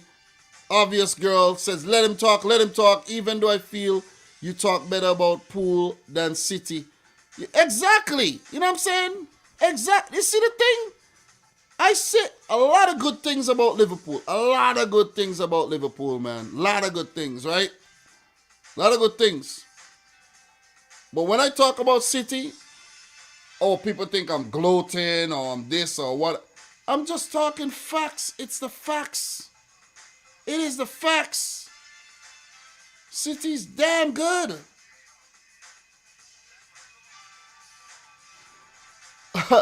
Clinical, do you usually watch along on Ryan's channel? I find your name really familiar. Nah, I don't really tune in that much though. Because when they're doing a watch along, I'm watching a game on my phone. So I can't watch the watch along and watch. You understand what I'm saying? So yeah, not really too familiar with what's going on over there doing the watch alongs though. But yeah, man. King Hodder says, I've called the upset. I will be back on here to apologize after Liverpool probably win 4-0. Big up to the boy Michael Talks Football who said, yo, Dom, what's up? Ain't gonna be easy. Newcastle have been fantastic, but Liverpool are great momentum at the moment. 2-1 to Liverpool. Marie Munda say, is there any way that Man U can get back top four? Nah, Man U is not getting top four. It's over for Man United. We talked about that earlier. And if you take a look at the table right about now, Man United are not going to get top four anymore, man. That draw against Chelsea really killed it. They only got 3 games left. They could get a maximum of 64 points. Arsenal will get more than 64 points, or even Spurs. It's over for United. Europa League, baby! But yeah, guys, it's been 2 hours, 34 minutes. I think I'm going to leave it there. It's been a long one. I'm tired as hell. You know, I've been up since early this morning. See, I got my boy Liam sleeping here. You know what I mean? I'm the hardest working man on YouTube, man. When it comes to, you know, covering the Premier League, World Cup, Champions League. You know what I'm saying? Previews, roundups. And I do everything myself as well. That's the beauty about it. Big up to the boy Davis in the house. How you feeling? Nice to see you around here. Conference League Varane in full effect. I'm telling you, man. I'm telling you. Can you get more than 3 points if you win? No, you can't. Very, very hopeful Man United fan it seems here, man. You know. But yeah, man, I like to big up to everybody in the house, man. LJ. Like it up, guys. Dom is hard work in America. Indeed. Look, big up to everybody in the stream, man. What we got? Everybody who came on, make sure you like the video. How many likes we got right now? You guys are not part of the liking culture. We got 73 likes. I think we did really good in terms of the likes, man. It was another fun stream, I have to say. And I might actually do another one tomorrow night, though. Because according to... We might have some action tomorrow night. I think I might do a quick stream tomorrow night to talk, because I won't be able to talk about the Liverpool game after it's finished because I'll be at work. And then the City game starts at 12:30. I pretty much get off of work at 12:50. So I'll be watching that game while I'm coming home and everything. So, you know, I'll probably go live later on in the night, like around 8:30 or so, you know what I'm saying? Just to do like maybe a quick 1 hour thing. Or a quick half hour, 35 minutes or whatever to talk the City game and the Liverpool game, you know what I mean? Something like that. But yeah, guys, that'll be it for tonight, man. You know, about to get ready. I gotta go pick up my wife from work. She probably hit me up already. Let me just see, man. She been getting off, man, late these days, though. God damn. It's way too late. But guys, she's actually learning to drive. So next season, most likely, I won't have to go and pick her up, man. I could be here doing my thing all night. You know what I'm saying? All night long. But look. Don't go nowhere, guys. Let's do something fun. Before you guys leave, don't go nowhere. Let's take a look at what's going on in the Serie A really quick. The other leagues, really, really quick, though. Let's take a look at the standings. AC Milan, 4 games left, are on top the league. AC Milan, all right? AC Milan. I would love if they actually win the league above Inter, who won it last year. You know, AC Milan gets one, Inter gets one. As long as Juventus don't dominate anymore, you know what I mean? But it seems like this will be the top 4 in Italy. But it could change if somebody mess up here and Roma keep winning. That's what the top 4 is going to look like. No Atalanta next season in the Champions League. Atalanta is still fighting for European football. Maybe they'll get in the Conference League, man. So that's what it looks like. The top 10. AC Milan, Inter Milan, Napoli, Juventus, Roma, Lazio, Fiorentina, Atalanta, Verona, and Sassuolo round off the top 10. And if you go down to the bottom, man, there's a relegation scrap, a big one. I did run across something, an article as well, about the relegation scrap, man. A lot of these teams are playing against each other here. Salernitana winning their last 3 matches, right? This is what they have left. Salernitana gotta play Atalanta. Yeah, that's a tough game. But they play Venezia, Cagliari, who's involved in the relegation scrap there. They play Empoli, and finish off the season against Udinese, I think. So 5 games left. Let me see if I'm right with that one. Yeah, 5 games left. Could Salernitana survive with the likes of Ribery in their team right now? Could they survive? Cagliari in with a fight still, but they're not in good form. Sampdoria could get caught. Spezia could get caught as well. But Empoli, I think, pretty much safe on the other teams ahead. Venezia, a team that's in the relegation scrap, they got to play Salernitana as well. And there's been a couple, Genoa. There's a nice relegation battle over there, man. Between, 6 teams right now in the mix. So, yeah, that's the Italian league. We check the standings. Where's the stats? Let me just go back here. Stats here, Ciro Immobile, 26 goals this season. Dusan Vlahovic, 23. Giovanni Simeone, 16. Lautaro Martinez with 16. And Tammy Abraham with 15. Domenico Berardi leads the assist charts. Sergei Milinkovic-Savic with 11. Hakan Çalhanoğlu with 10. Nicola Barella. Andrei Antonio Candreva. That's what the Italian league looks like, man. Guys, who do you think would go on to win the Serie A this season? I want AC Milan to win it, man. I do want AC Milan to win it. Guys, look, we're going to move on to, look at this joke thing, man. Just look at this joke thing. Look at this joke thing they call the Bundesliga here, man. Look at this. The last time I talk about the Bundesliga, the Bundesliga fans try to rip me a new one, you know what I mean? And I said, man, it's the Bayern Liga. What are you guys getting mad for? It's a one-sided league. There ain't much interesting about this league when one team wins it 10 seasons in a row. Come on. It's a joke. You feel me? Dortmund buying all these players for what? To come in second? Well, listen, man, might as well you just follow the DFB Pokal. You see, because you're going to have a different, winner this season. It might be Leipzig. So that's what's going on.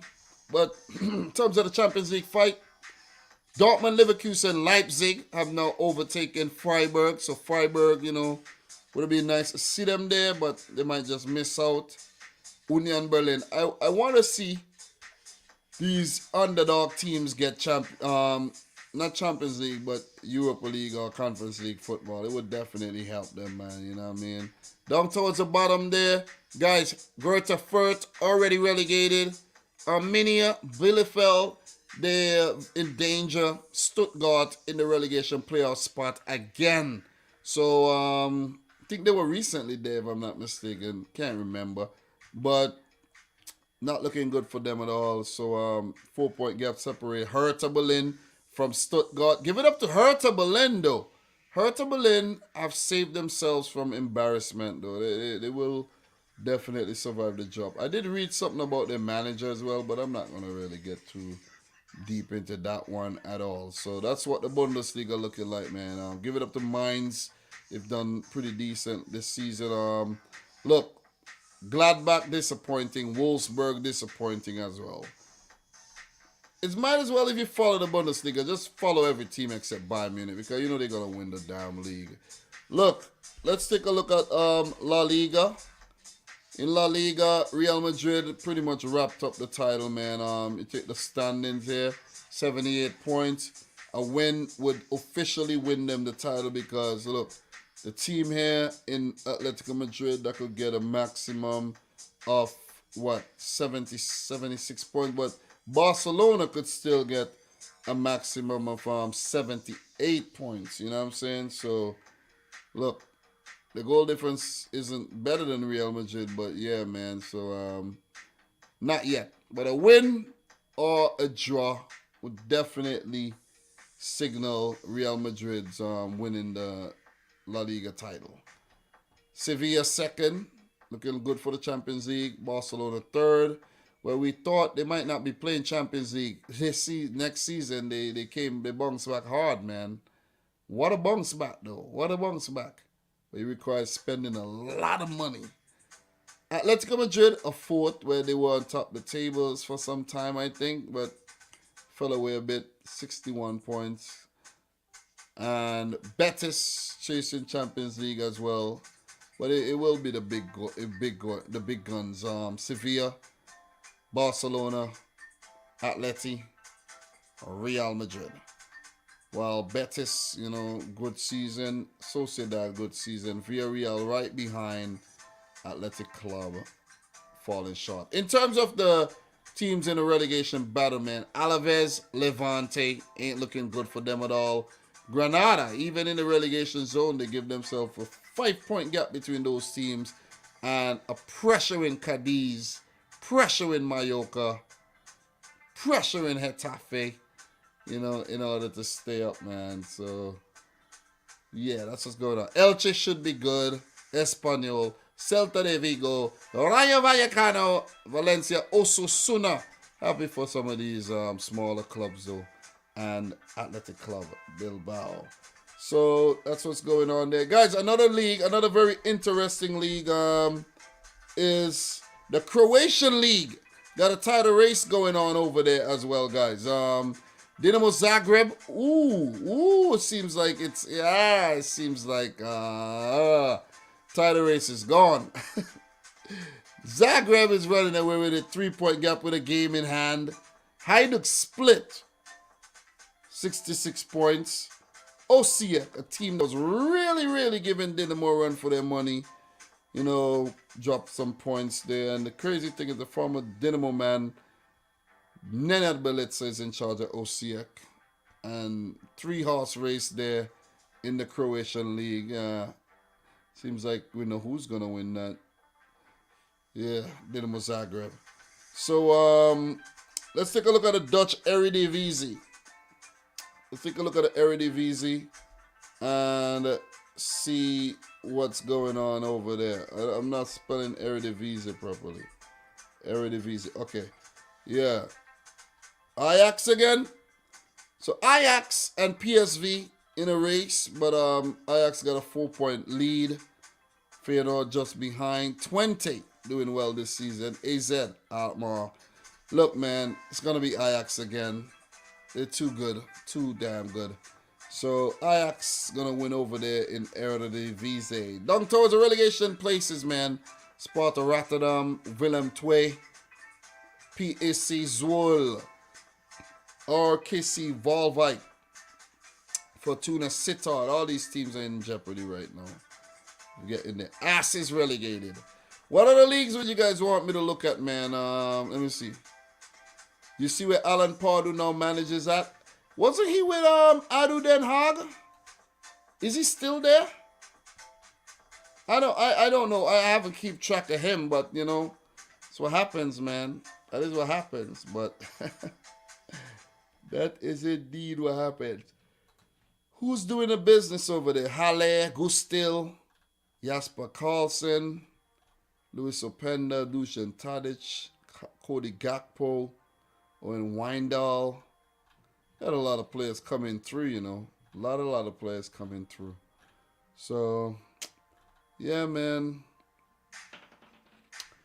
Eredivisie pretty much a wrap there. Pretty much wrapped up. League on. Didn't PSG win that one already? Did PSG win League on already? League on. PSG, yeah, man, it's a wrap. It is a wrap. 2 games to go. Well, 3 games. How many games they got? Yeah, 3 games. They've already won the league. Yeah. Marseille second. Rennes third. Marseille should finish second. Monaco fourth. Strasbourg. Nice. Lens. Who's in the relegation zone here? Metz. Yeah, Metz pretty much done. Bordeaux.